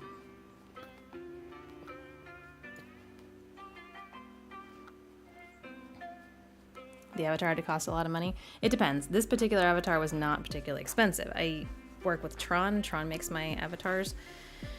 And she's a splice model maker, which means she takes existing assets and puts them together as opposed to actually creating them whole, out of whole cloth, which makes it much more reasonable. So yeah, I do put money back into the channel with things like art commissions, collabs, things like that. But I also try to make it manageable. Like, I'm not stupid. I'm not going to pay $1,000 for a model. Not yet. I'm not at that level. If something takes off, be it the Twitch or the YouTube or, Patreon or anything like that, then I would consider putting more money back into like a cooler model or, whatever. But I like this one. I like this model. Makes me happy. And it's, fully set up for things like VR, so if I ever want to take it into something like that, I can.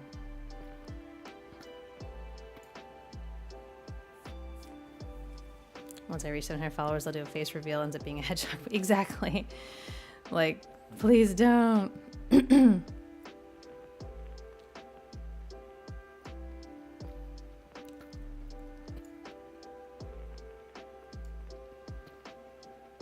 Gerald knows what I look like. Gerald is lucky to be alive, the little shit stain. He's the worst bird. Shout out to Tron, yeah. Anonymous, thank you for the second super chat. Should I do some digging then? If you mean digging into like me, please don't. I really don't feel like being doxxed again. I do the best I can to protect my identity, but at the end of the day, I'm sure there are ways around that, and that sucks. Also, it's illegal in a lot of places, so just don't be shitty. I beg people to not be shitty. Like, it shouldn't require begging, but like, please. Please just enjoy the content, enjoy my company on streams, enjoy the fact that I'm just here hanging out, and don't make it worse for everybody. It's just basic. I had a ponytail. I know, right? I actually had a ponytail all day yesterday. I was like, I feel so perky. There are a few different renewal payment model creators can use. Okay, so I do have it set to the day you enroll. I thought I did, but like, I think that just makes the most sense. If you enroll on a certain day, that should be your anniversary date, and that should be the day that you pay every month. Like, that just makes sense. It's logic. But what the fuck do I know? There's Tron. Tron made the model. Look, guys, it's Tron. Tron makes my pretty, pretty models. We were just talking about you. And how I have you to help me make sure I don't spend $1,000 on models, because I don't want to do that. And how good your work is.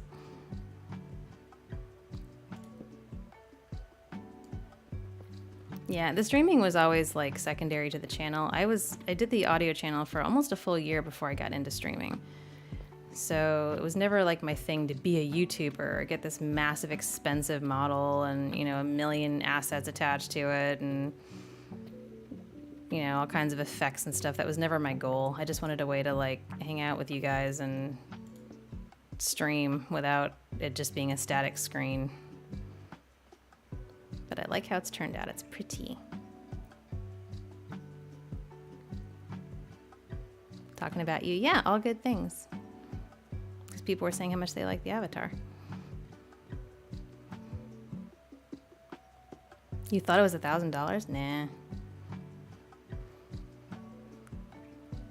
I mean, again, I don't want to shit on people, but it always puzzles me when someone is like new to the VTubing space or new to streaming and they decide they want to do this massive debut and they want to spend thousands of dollars on assets and they want to get this incredibly complicated custom model and they spend months getting it. It's like, you just got here. Maybe try streaming a little first and see if you like it. Like, try just playing some games on stream and see if it's fun.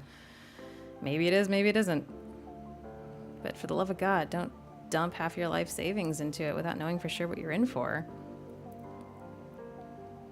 Anonymous, thank you for another super chat. It's most countries, it's illegal. Yeah, it is a shitty world.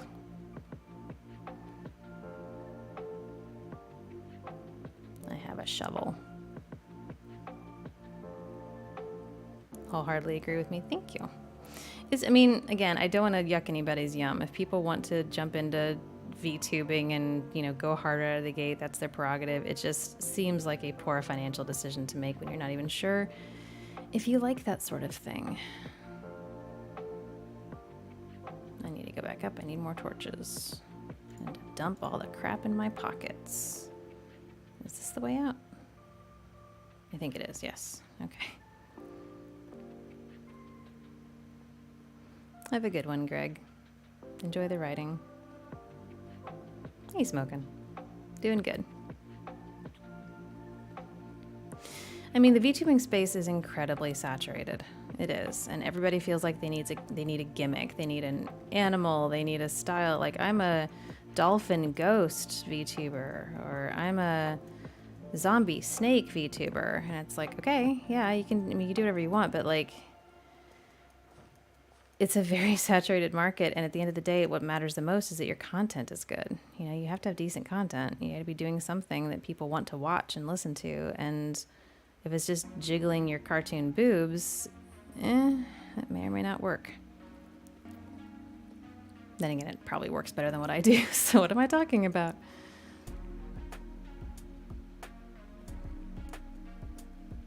Yeah, I just never had any interest in creating like an OC of any kind, which is probably a failing on my part, but like, I just never had any interest. I just always wanted to be me. Boring. I've had people come into my streams and be like, hey, you don't have cat ears. And I'm like, correct. I do not have cat ears. And no shame to people who do. That's totally fine. I just never did. Never had any interest. Partially out of laziness, I think. Keeping track of a different name and a different character and everything feels like a lot of work. I mean, even the name I use online is an actual nickname of mine from kindergarten because it's easier than trying to remember an actual, like a different name that I never used, so. Dolphin Ghost VTuber. I know, right?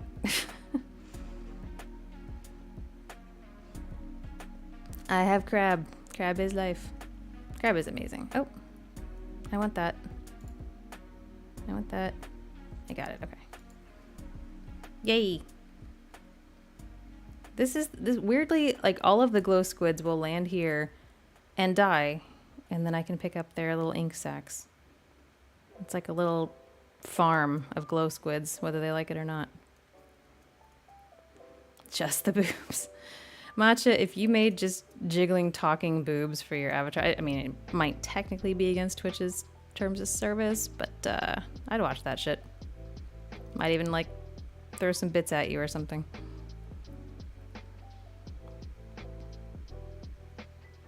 Where am I? I need to go up here. Yes. Yes, I found it.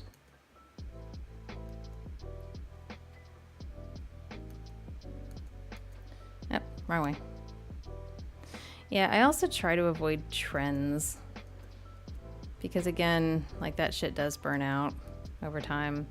I don't ever want to sort of pigeon myself in any particular kind of content, any particular kind of vibe. I mean, I do like doing the chill streams, you guys know that. I tend to go with comfy stuff most of the time. But even then, I still, you know, fully enjoy things like Crab Champions, Risk of Rain, Mortuary Assistant. And again, I apologize, Muffed, for not being scared at that game. I'll try to do better. That or Outlast.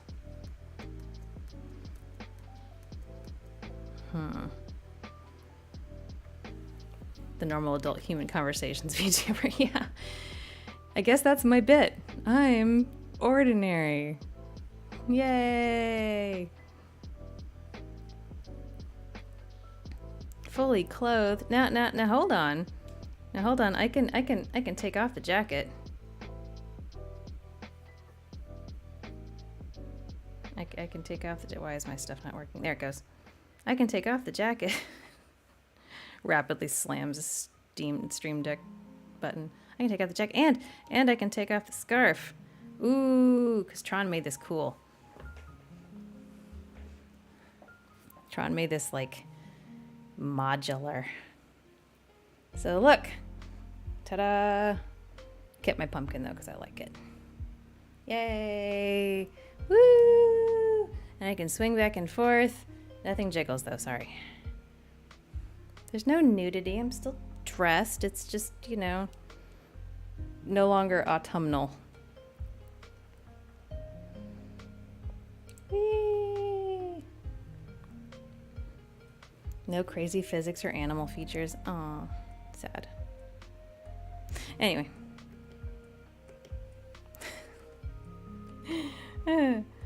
Also hats. Where's my Aussie hat? There it is. G'day, mate. I lost a viewer when I took the jacket off. Oh, I'm so not surprised. I'm taking off this hat.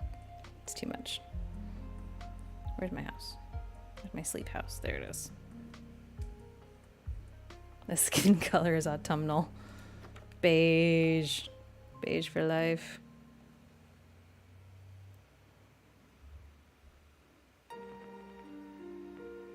If I move it down far enough, it's extra lewd. Oh, I see what you mean. It's like lowered on the screen so you can't tell I'm wearing anything. Okay, jacket off, scarf off.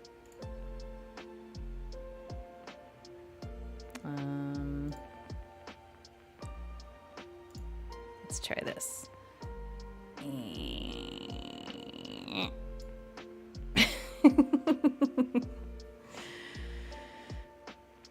Hi.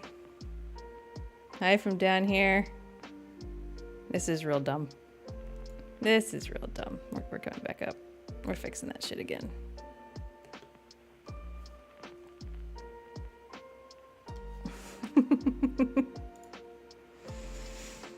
Ah, fuck. Okay, where was I? I was Minecrafting. That's where I was. Where's my browser? There it is. Look at those clavicles. I know, right? So lewd. So incredibly lewd.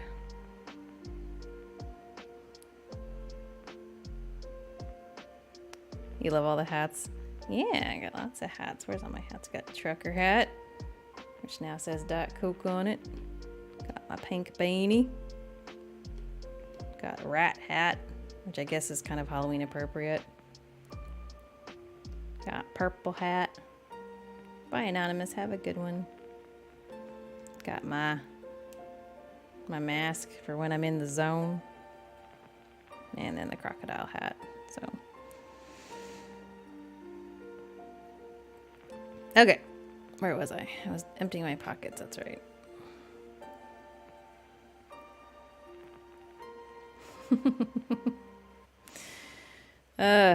Man. Fun with models.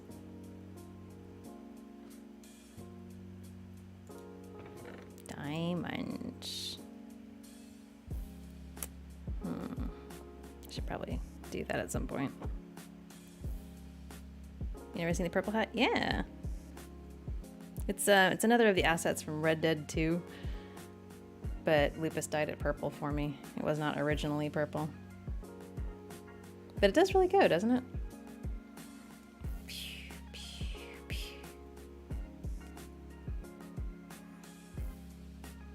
Yeah, I think 3 of my hats are Red Dead assets. I don't have my fingies turned on. Otherwise I would show you guys the Diet Coke that Lupus glued to my hand. But, I'll leave the purple hat on for now. One of your favorite ASMR artists is streaming. Where? Wait, I need to go over here. Wait, no, I need to go over here. I am very confused. So much deep slate. So much deep slate. So much deep slate. Ah, stop it. Stop doing that. There we go. Yeah, whatever, that'll do. Squid ink? Not crops, mobs. No.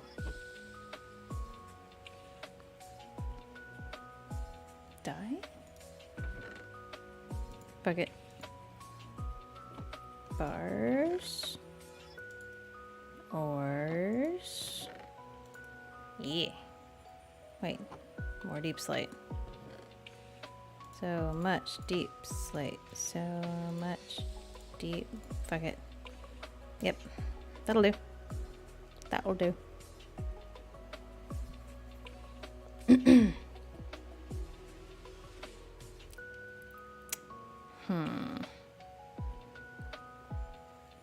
We should go farm again. Because I don't want to make a shit ton more torches. I'm not sure that particular one was worth it. We only got like 15 diamonds out of it. Meh. God, Lupus is so good at building. Almost makes me angry. He's so fucking talented.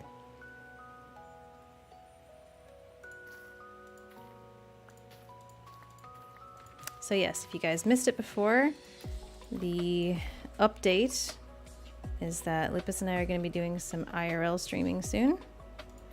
We're going to be painting minifigures and carving pumpkins and probably painting Christmas cookies and stuff like that. So stay tuned for that, because it's going to be a lot of fun. We've got our workspace set up, multi-camera set up.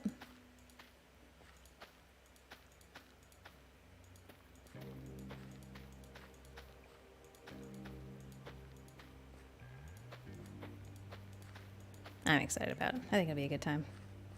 Phew. No carrot. Okay. Yeah, like I said before, we're not going to do face reveals. Fucking hell. Not going to do face reveals, but we are going to, you know, have our hands on camera. Painting Steve. Steve will be present. He's not going to be painted. But we are going to have like a little, backdrop, like a whiteboard, but I covered it in black fabric to make it absorb sound a little better, and it's magnetic, and we'll use it to display, like if people do fan art and stuff, we will print it out and stick it on that board so everybody can see it. Also, any updates we need to put up, we'll put them on the board as well. So yeah. It's going to be cool. I'm very much looking forward to it. We've spent a lot of time getting it set up and testing cameras, testing light levels, things like that. Multiple runs to JB Hi-Fi.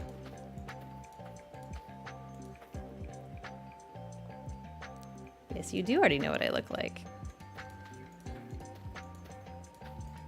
But I'm not telling anybody else. I'm concerned with your real world appearance. Thanks.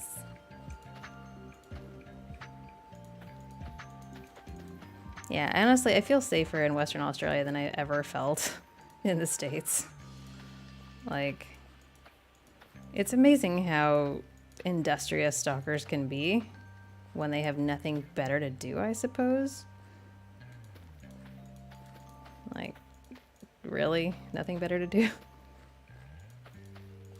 But I do feel safer here. I am far, far away, and I have a Lupus here, and he'll fuck your shit up if you show up here, so don't show up here. Yeah. Totally fuck your shit up. Muff, you know what I look like. I'm gonna paint a Gundam. Not a Gundam. I have my my salamander army that I need to paint. They're assembled and they are base coated, but I need to paint them. So we are a Warhammer 40k household. We have different armies though. He has the Tau. I have the salamanders. And not just any Tau. Farside Enclave. Which honestly, best choice for Tau.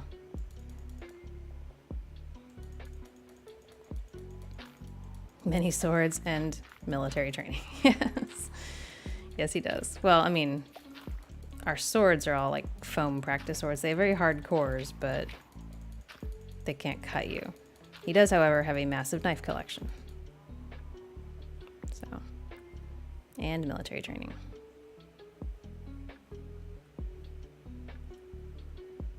Imagine feeling safer when all the wildlife can kill you. I've been lucky that I haven't really encountered much in the way of dangerous wildlife. The most dangerous has been like a redback spider inside the house, which is, you know, basically a black widow.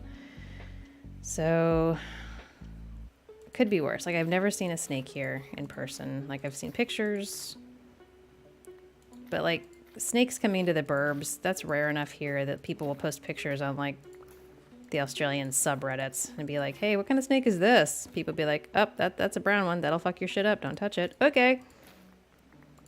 Like, that's really it. Like, it's rare enough. I feel mostly okay. And the hospitals here, you know, they have anti-venom and stuff, so. I've seen snake tracks in the preserve. That's the closest thing I've seen to a snake. And I've only gone in the ocean a couple of times. I do have a very healthy fear and respect for things like jellyfish and very large sharks. There was a girl that got eaten by a shark a couple of months ago. In the river, actually. Not even in the ocean. It was in the river. So, yeah, I'd rather avoid the water if possible. The water scares me the most. Much more than the land. Good night, Muffed. I see you soon.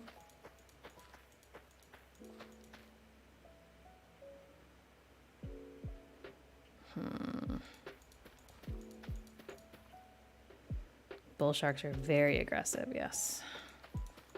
And this one, I guess, swam its way up the river from the ocean. And ate some girl that was just swimming.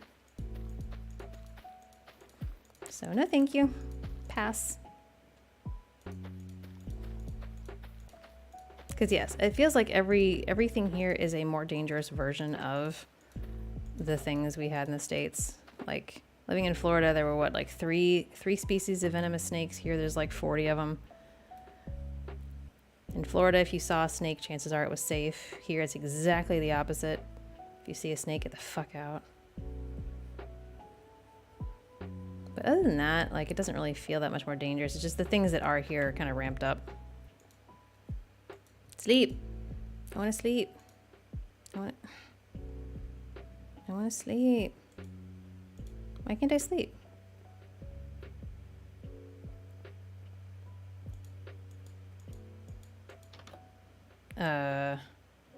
No, I want to sleep. Wow, the game is not allowing me to sleep. Well, that's different.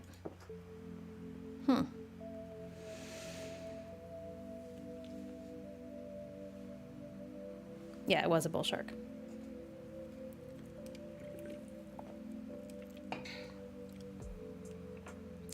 Oh, we had a crash. That explains why.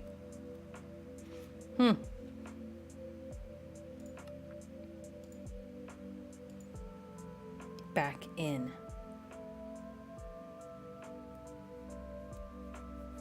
Good night, Kalana. Have a good one. Oh! I'm here? Oh no.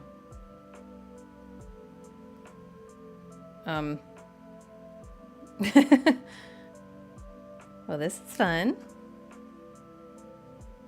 Why do I still have all this? Wait, did it?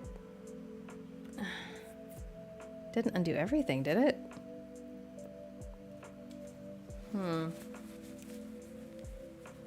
I ever play Maneater on stream? I'm unfamiliar with Maneater. Short but fun. Might be worth looking into. Minecraft back rooms. Yeah, that's what we want. I'm gonna go empty my pockets again. Hopefully that's fine. See me the Steam page? Yeah, DM me. Okay, we've got the wheat. Did it cut down all the wheat that I cut down?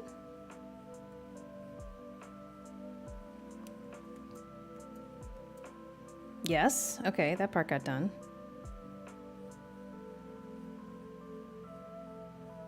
Current favorite shark game. It's okay to have more than one favorite shark game. I should probably wrap up soon anyway. Food. Carrot.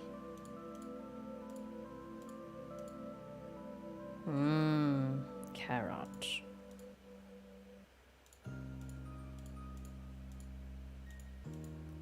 There we go.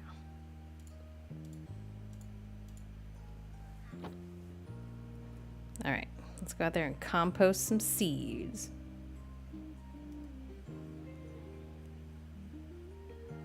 Supremacy, huh? I do enjoy supremacy.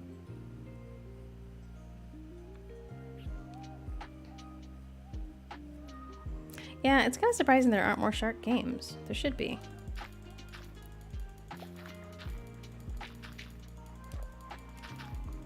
Man, I need to eat something. I haven't taken my iron yet. Grumble, grumble, grumble, grumble. Hope it's not too hot today. We've had a couple of really hot days, like we're just sort of skipping the spring, and I'm not there for it. I need some nice mid temperatures, please. No iron. I haven't eaten yet. I can't take the iron until I eat. Uh-oh. Oh, okay. Thought somebody was pulling into my driveway. Not happening. One of you guys finally showed up. Well, I stream really early on Thursdays, so I'm not hungry when I first wake up. I gotta wait till I'm hungry.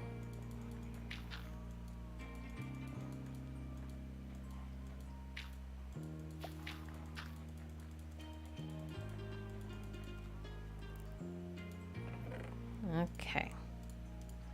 Look at all that bone meal that I'm not using, even though I probably should be.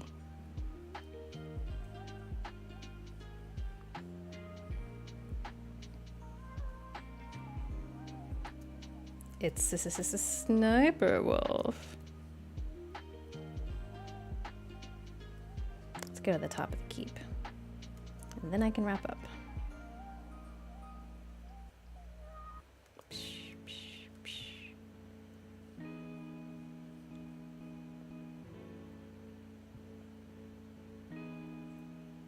Ooh, bioluminescence. I love bioluminescence in general. It's such a cool thing, like a cool feature of nature to make stuff just glow. I love it. I wish lightning bugs were more of a thing, but I feel like they're mostly gone now.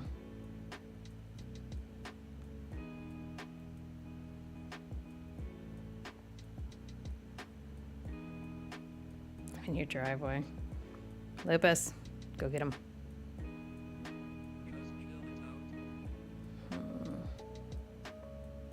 Yeah, watch Sniper Wolf, don't bother. It's just really lazy reaction content that she steals from people, so. And she recently doxed somebody. Jojo's here. Hello, Jojo. Thank you. Yum.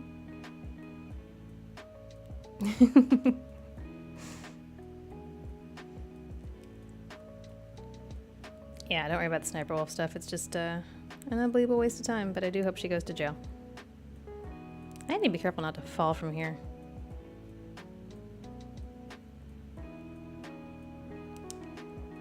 Who is that outside my house? Random guy walking. It's weird. It's weird when somebody like in business casual just walks in front of your house, like holding a phone. No bag, no dog, no like kid that they're walking to school, just walking along. Like they felt like taking a walk and they're business casual at 9 a.m.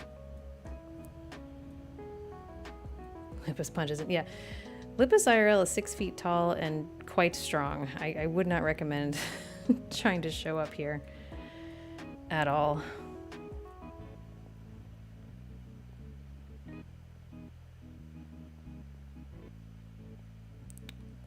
Pretty. Aw, pretty. He's got the dinosaur flowers. Yay! Look at that little baby dinosaur. Teehee.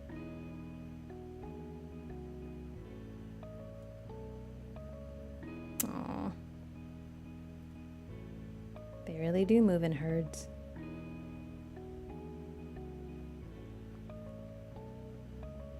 Yeah, I like this. I know he has no idea what he wants to do with the space, but I really like it. so didn't know he was tall. Yeah, he's 6 foot tall.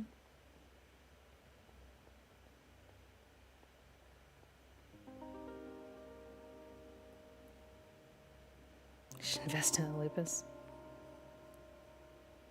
I just heard him. I heard him. He do be stirring. Did you ever play more Paleopines? I haven't gotten back onto it. I need to, because it is really super cute. Every so often I get a message from them or something.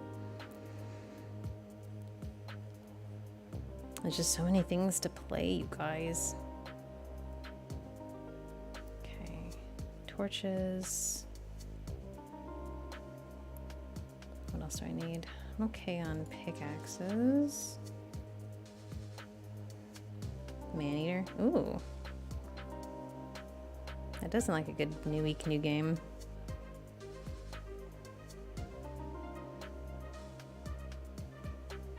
Lupus has a lifetime to train a magpie army. I'm the one training the magpies. He thinks I'm stupid. Summoned. Hey, it is a lupus. Hi. Hello. I'm the one that trains the magpies, right? Yeah. Why'd you hesitate like that? Trained is training is such a loose word. Is it? Magpies is a loose word too. I mean, they're very smart. They can be taught. It's because most of them are skinwalkers. Actually, I kind of believe that. The way they look at you funny, like, yeah. How are you today, Luke? I'm only just waking up. I wanted to get up at 8, but I woke up and I was too tired. So I napped for another half an hour, and now I'm here. I don't see anything wrong with that.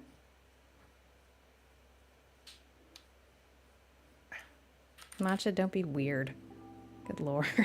Wait, what am I saying? Matcha, don't be weird. Yeah, what? Hello? What is this? I'm exploring a little bit outside the walls. Oh, it's lava. I don't need any lava.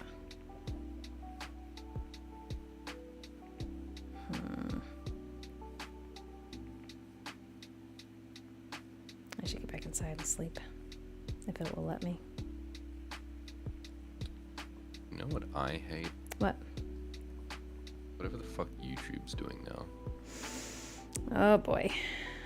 What is YouTube doing now? The whole you're not allowed to use ad blocker and we're gonna make it Oh, a that fucking issue. Yeah. Yeah, they're really doing their best to be the shittiest platform on earth. Well, they're in competition with X. I don't know if you've heard about what they're doing. X videos. No. Oh, to try and become the shittiest? They are starting to charge people $1 a month. Only people in New Zealand and the Philippines, though, right? Right now, yeah. Yeah. Yeah, I saw that it was new users in New Zealand and the Philippines, $1 a year, not a month, because Why? they think that'll stop. Because you can read without paying, but you can't post without paying because they think it'll stop the bots. It will absolutely not stop the bots, but Elon Musk is a stupid, stupid man. Why don't you just like force a phone verification? Elon Musk is a stupid, stupid man. That's really it. Like, that's all anybody needs to know. Have a good workout, CZ. Can you work out for me? Can I get your gains? I don't think you can take other people's gains.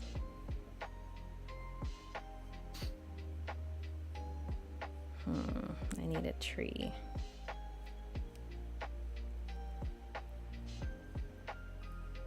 Maybe I'll take one of these. Angie, you can't work out for lupus. It's not how it works. Why? Because science. Why? Believe me, if there was some way to get other people's gains, I'd be all over that shit. Fish. Why?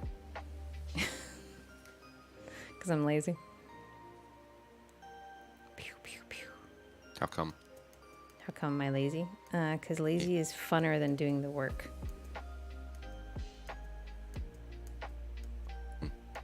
I think I'm gonna cut this tree. This will be the tree that I cut. Cut my tree into pieces. This is my leafy fork. Ooh, orange flowers. I saw you planted the dino flowers in the keep. Yeah, the dino flowers for you. Thank you. I saw them and I was like, yay! Dino flowers. That's the first time I've been in the keep in a while, actually, because I've been underground. Yeah, they got a fucking confessional. Yeah, Matcha's built a whole ass, like, church. I haven't seen it yet. I'm a little afraid to set foot in a holy place, so... Holy place. By any standard, it feels like... Even the lowest, it seems. Damn. Yeah, Matcha's gone hard into the cult of Ning Nang Nong Monkey, I guess.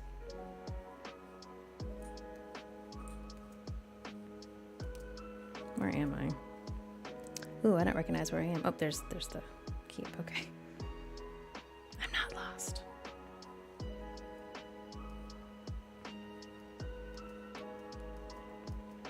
Put on the rat hat before entering. I'm not gonna put on the rat hat. Oh, I'm over here at the bamboo farm. Rat hat. I'm not putting on the rat hat. I got the purple hat on today. Come on, chat. Pressure the streamer. You know what? It is October. Let's put the rat hat on. Where's my hats? Take off the purple hat. Eh. As much as I hate the material of the rat hat, I do like the style of it, which really irritates me because it's like it's actually a pretty hat, except for the fact that it's made out of dead rodent. Yeah, I would have put on like any other type of hat if it looked that good. You know? Do you need leather? Yes. We have a bunch in the storage. Oh, we do. Why is there a purple sheep in my cow pen? Did a red and blue one mate? In the cow pen? Oh, in the cow pen. Oh, that's a really good question.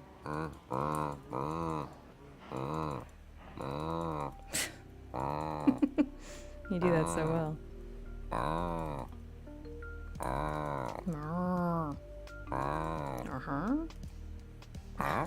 Shayla, thank you for the super chat. $2 for a rat hat.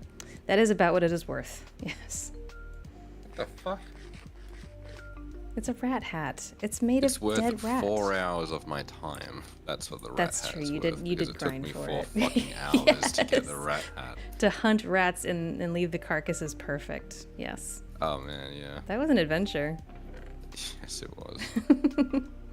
Where's flowers? Flowers go here.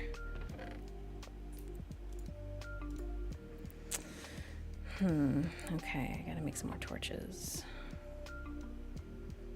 That's right. Masha worked hard to rip the rat hat asset for us. That's true. He did. And all of the other Boy, hats. Matcha. Yeah. Back when his obsession was hats and not whatever the hell this church thing is all about. Oh no, he's here. Hey, Matcha. It's Matcha. Hooray. Oh, he's got a fucking book. Great. I'm just gonna hide amongst the cows. Yes, you blend. I mean, can you see me? I'm inside the keep, so no. Let me get on the wall. Meow. Yes, I can. Is it obvious? I mean, here, I'll take a screenshot and show you. Oh, well, son of a bitch. Why does it do that? Why does it do that? All right. Hold still, camera. Hold still.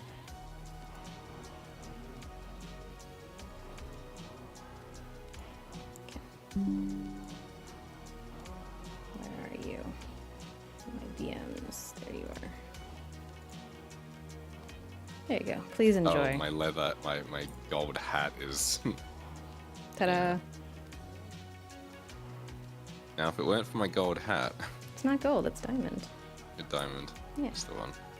Oh, hey, Matcha. Good to see you, man.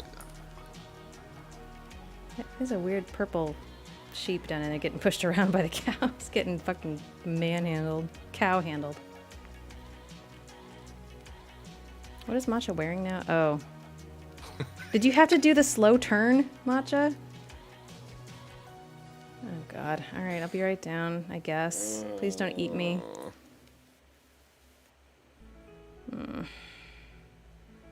The fucking madman. What is this?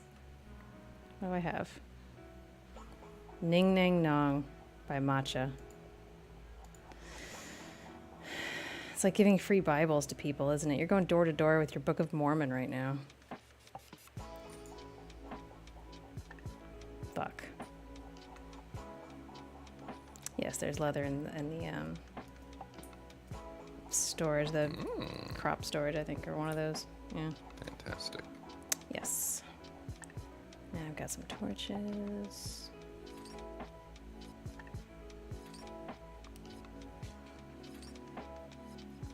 Man, coal is like at a premium. I don't know why it's such a pain in my ass. Everything else we have plenty of.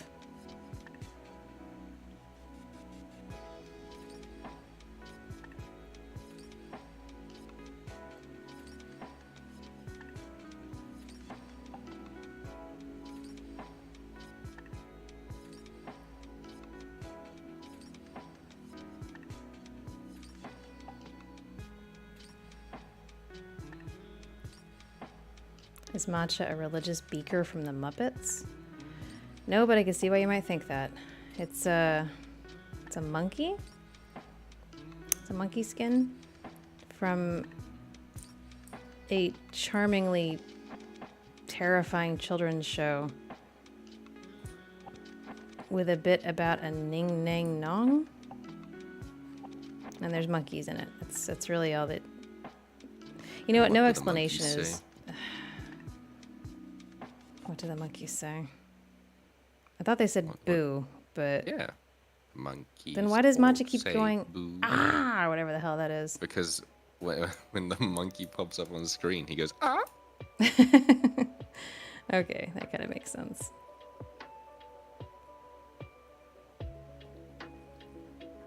And the ning nang nong, the cows go bong, monkey together strong. No, that's not part of the song.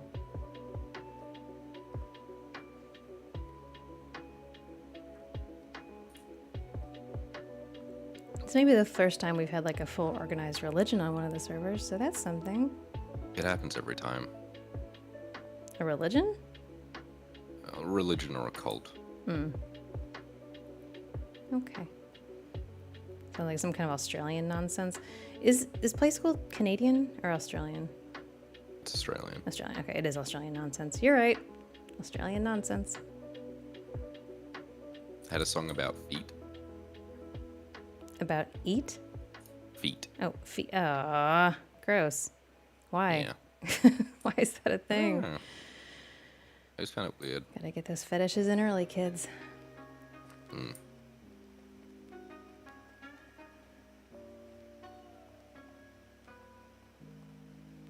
Welcome, Xander. Yes, you caught a stream. Just chilling with the Minecraft today. Because it's pretty. Ow.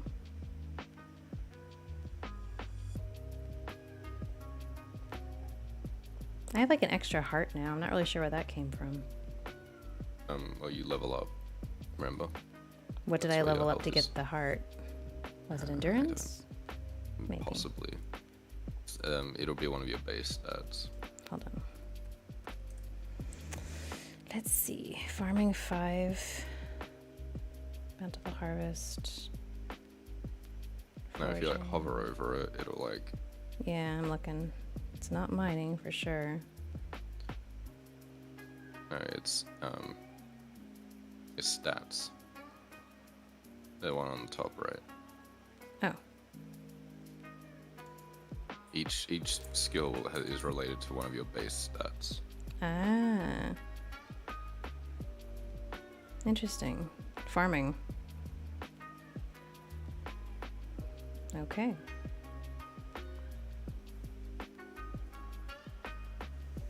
Fascinating. Monkeys all say boo.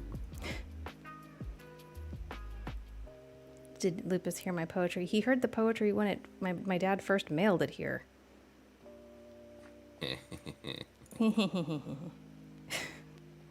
Remember, guys, my dad sends Lupus things to embarrass me with. That's how it works around here.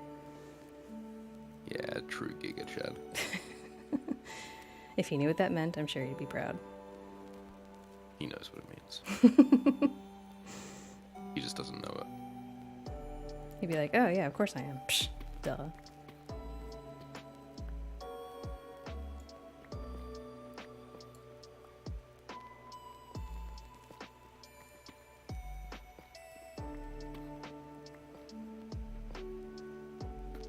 Thought your faith would protect you, Matcha. Yeah, what's the point of the church if it doesn't have your back?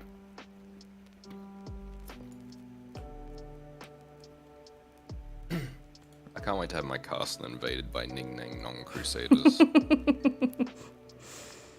For the monkey! What the fuck? Actually, for the teapot would be funnier. Like, everything about that, I'm not going to say makes sense, but at least is fairly consistent with like, oh, the animals, they do funny things. And then there's the fucking teapots. Like, What do the teapots do? they grab each other's snouts and handles and spin around. The teapots. See, that doesn't... They're teapots. They're not sentient. They're not even alive.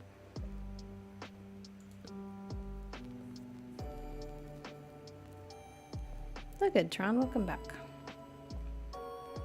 Look who it is. It's a Tron. It's a Tron. Have I ever told you what my dad said to embarrass me the first time my parents met you?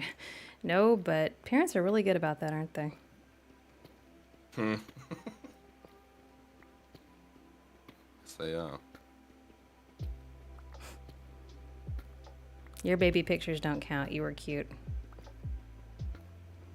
Jeez. You were. Jeez.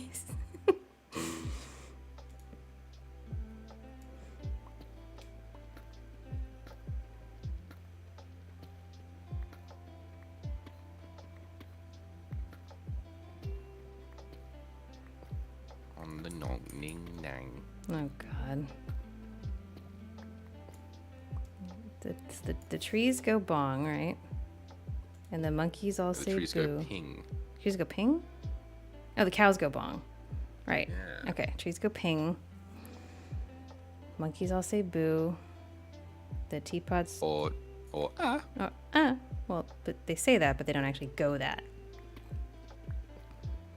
I guess. Wait, does the monkey ever say boo in the course of the song? I guess he doesn't.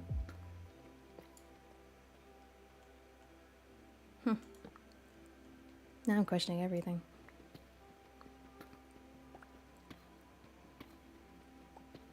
Teapots are like Monkeys bees. all say boo. Teapots aren't like bees. Bees are alive.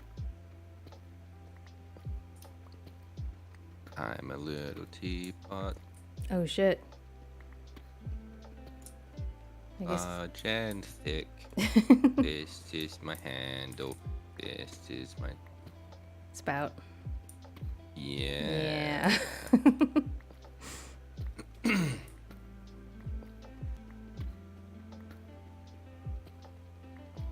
Okay, the teapot thing is starting to make a little more sense given that we do have the teapot song. I'd forgotten that existed. Yeah. Lava. Fucking getting all shitty about the ning nang nong I'm when not getting really just shitty. a sentient teapot describing their body parts is okay, I guess. The Ning Nang Nong is some really unsettling stop motion nonsense that I feel like would give average children nightmares. That's half of so- Australian childhood TV. It really is, and that's so weird to me. Like how actively you scar children here. Like it's not even just a passive thing. It's a how can we fuck them up the fastest. I guess it's just Yar. preparing for life kind of stuff, but it's a lot. She'll be right. I mean, I guess if you survive to adulthood in Australia, you're doing better than most.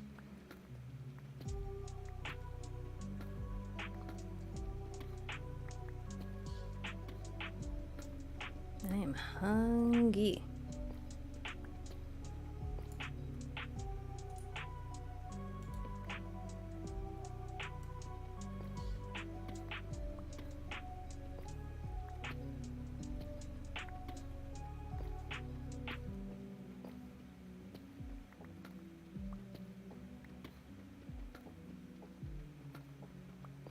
I hear lava. Lavar. Lavar Barton? Lavar Burton. Jordy? But you don't have to take my word for it. But you don't have to take my word.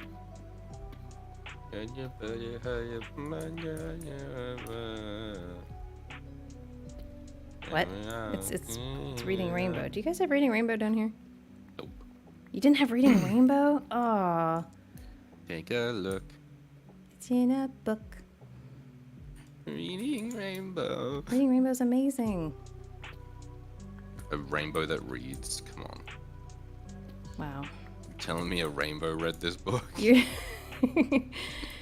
You're telling me a fucking teapot can sing and dance? Fuck you. This is my handle. This is my spout. LeVar Burton microwaved his cell phone. Aww. Oh, he's a boomer. Oh no. He's one of the good ones, though. One of the good ones.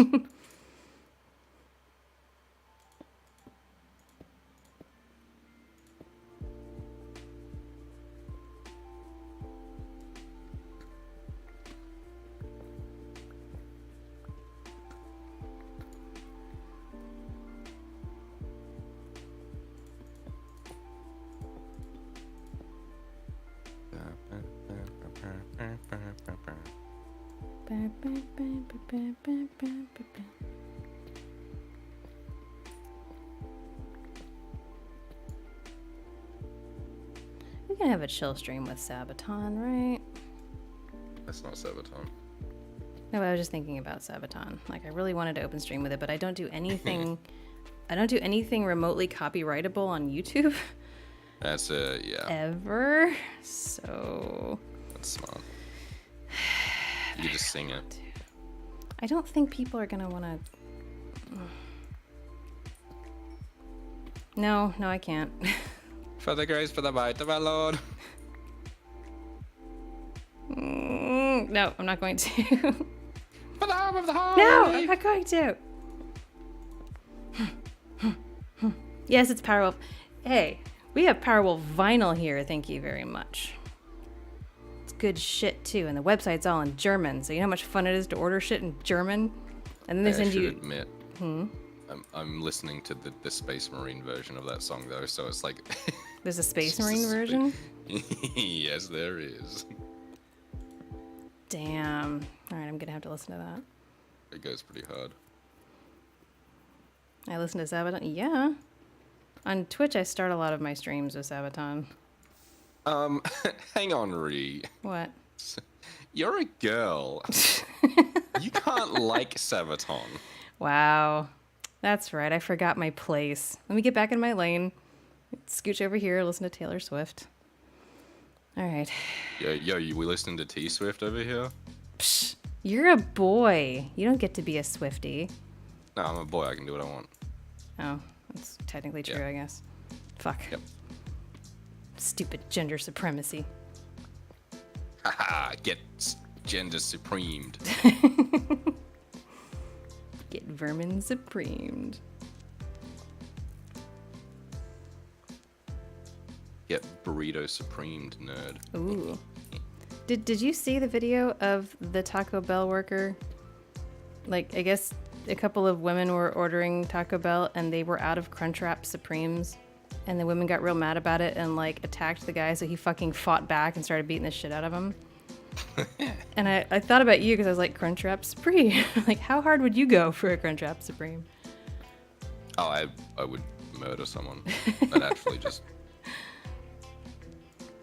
Crunchwrap There's no hop in the Supremes counter. are like, they're basically just like a tortilla with like taco and crispy and like beef and cheese filling, right? Like, They are an experience, okay? I don't think we just need to boil it down to just their makeup. I feel like we need to be, you know... you have to experience it to really appreciate the Crunchwrap Supreme. It's a whole experience. Okay. Yeah, so just like, maybe watch your tone. Wow. Are you gatekeeping me on Taco Bell?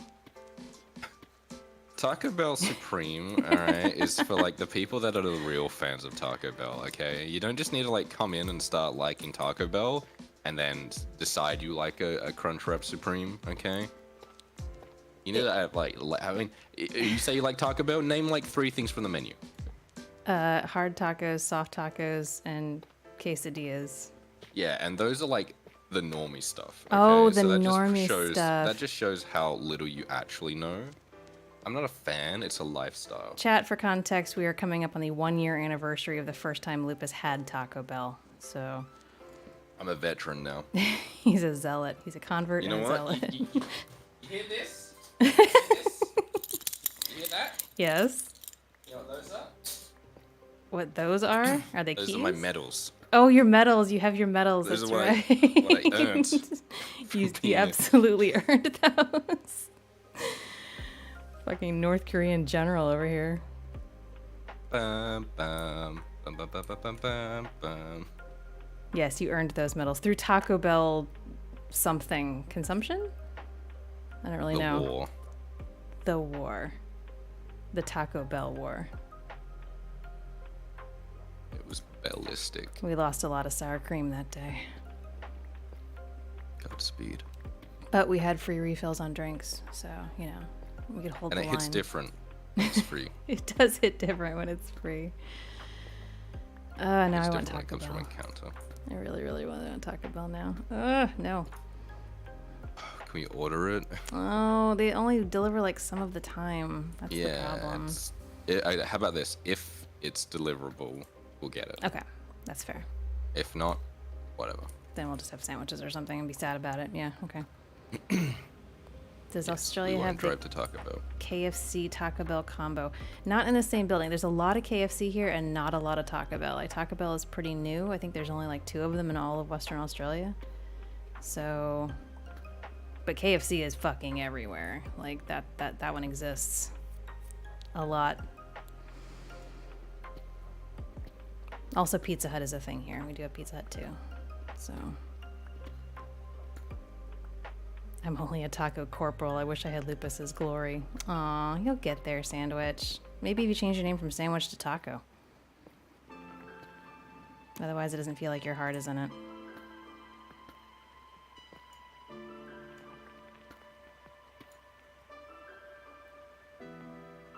Do Australian Pizza Huts have the buffet? No. Pizza Hut buffet? Of what do you You have speak? my attention. Exactly. No, they're just regular, like, carry-out delivery Pizza Huts. And Domino's. We have Domino's too. We do not have Papa John's, which I'm okay with because I fucking hate Papa John's. Yeah, here we call them Daddy Johns. Mate John. Jono. Jono. Papa Jazza. Jonos. Papa John. Papa Jazza. Papa Jazza. Oh, I hate that. You guys do interesting things with words here, though. Shortening them and adding O's to them. And the Azza thing really eludes me. Like, I don't understand it, but I appreciate it.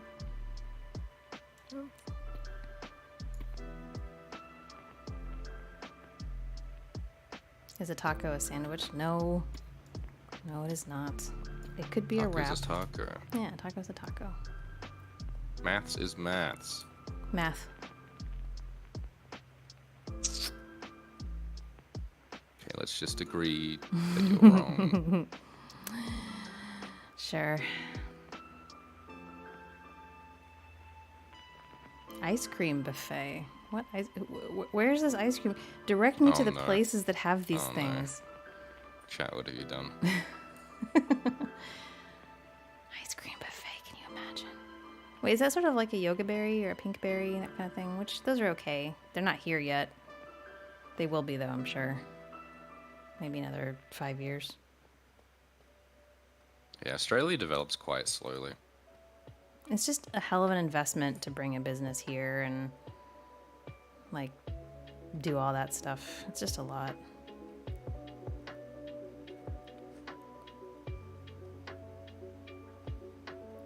Pizza Hut at ice cream buffets in the 90s? Did it really? Ice cream? Fucking hell.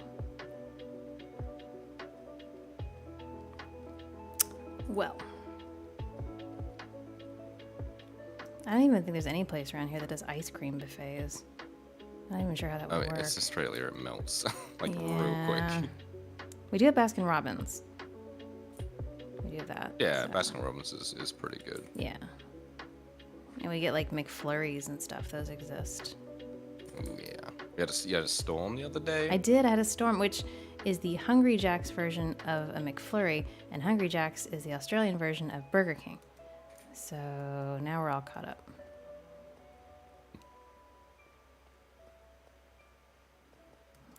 Time to kickstart an ice cream buffet restaurant. I would support it.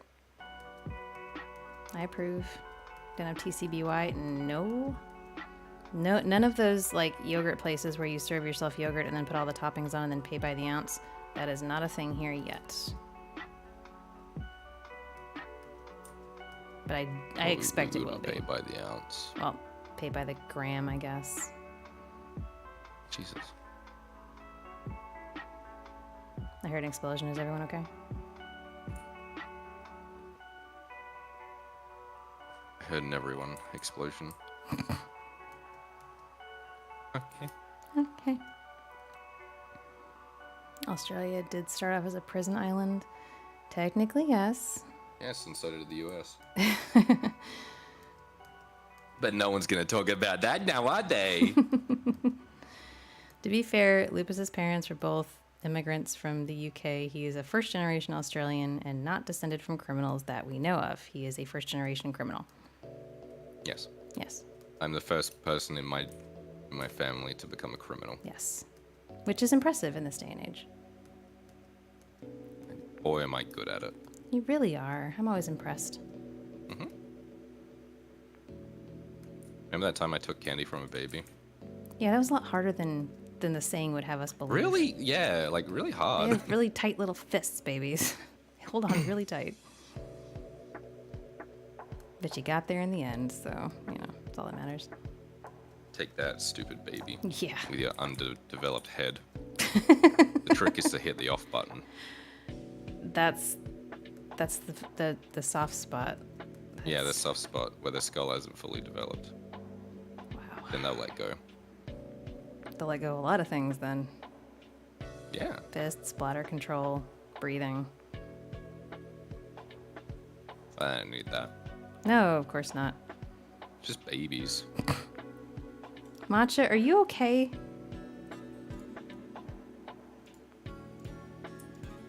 What do you mean you stole a man's eyelids?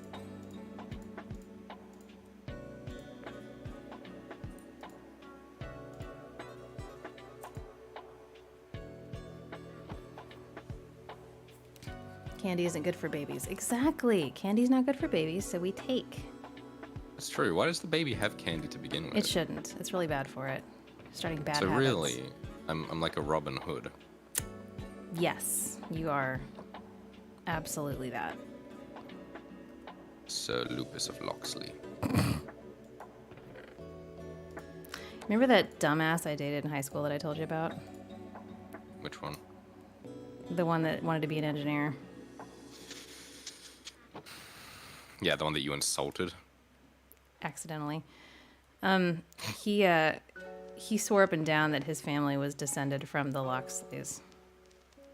Like, for real.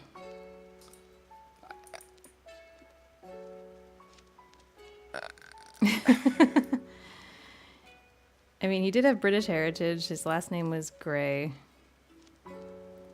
But, like, yeah. Dox him. Where is he now? I have no idea. He had a very ordinary name. So you probably would never be able to find him.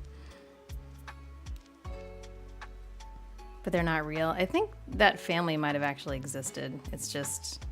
Oh, wow. Did somebody cut all the spruce down? Did you cut all the spruce down? Yeah, just Okay. All right. Just making sure. Cool.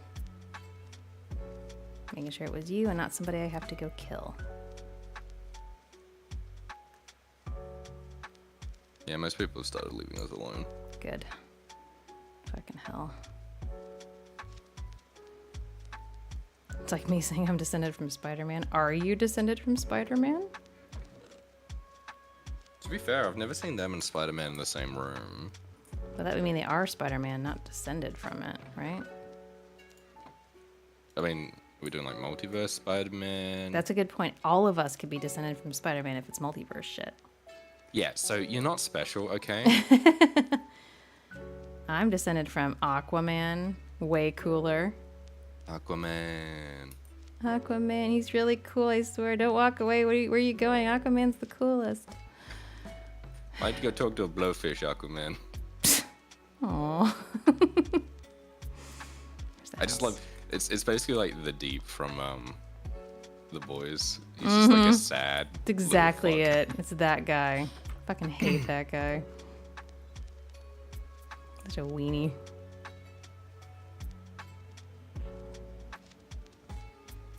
There's a Spider-Man in the multiverse from the 1800s. Oh, okay. This far up north? Uncommon, but... But not unheard of. Let me sleep. Yeah, there we go.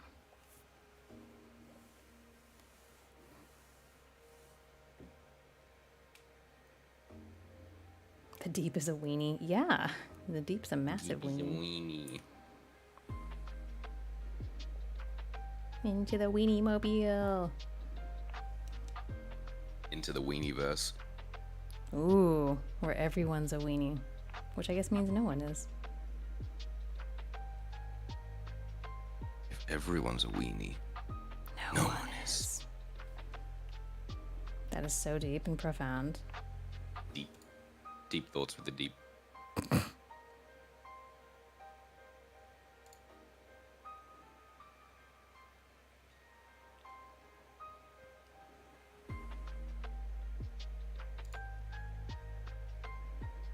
Marvel 1602? What is the point of that? Are they just trying to say that like superheroes existed back in the time when they would have been burned as witches? No, it's the whole multiverse thing, so they can just do anything they want and just kind of have no repercussions on the actual story because it's a multiverse. Huh. Perfect. Love it. They've been doing it since the comics. They're like, we want a story where Spider-Man's evil and shit's gold. So this is universe 342, which is where Spider-Man's evil and shit's gold. The gold shitting universe. I mean... And then they're like, and we did that, and it didn't affect the main story. Yeah, and I get that, like, that's just a comic thing, that they will just do a million different versions of the same character, like Red Sun with Superman and stuff like that, but, like... I don't know why they have to, like, multiverse it. Just do a whole nother, like, start over, new canon. Like, everybody's okay with that. Doesn't have It's too confusing for people. Is it, though? Yeah, then you bring in the multiverse. Okay. I guess. I think I'm gonna end stream. I've been on for a bit. Yeah, and stream. Yeah, I'm gonna end stream. I've been on for, like, 2.5 hours. Wow. I know, right? But thank you for hanging out. Say bye to Lupus, chat. Chat, please don't go. Say bye to Lupus, chat. Chat, please, no. It's fine. Everybody say bye to does Lufus, things. chat. She does things, chat. I do please. nothing. Say bye. She turns. Anyway, thank you guys for hanging out. I appreciate you, even with the ranting and stuff that I am prone to. I guess we will do this again in a couple of weeks. Tomorrow is patron pick game night. Patrons, don't forget to go vote if you haven't already. And until then, as always, be good. I will talk to you soon.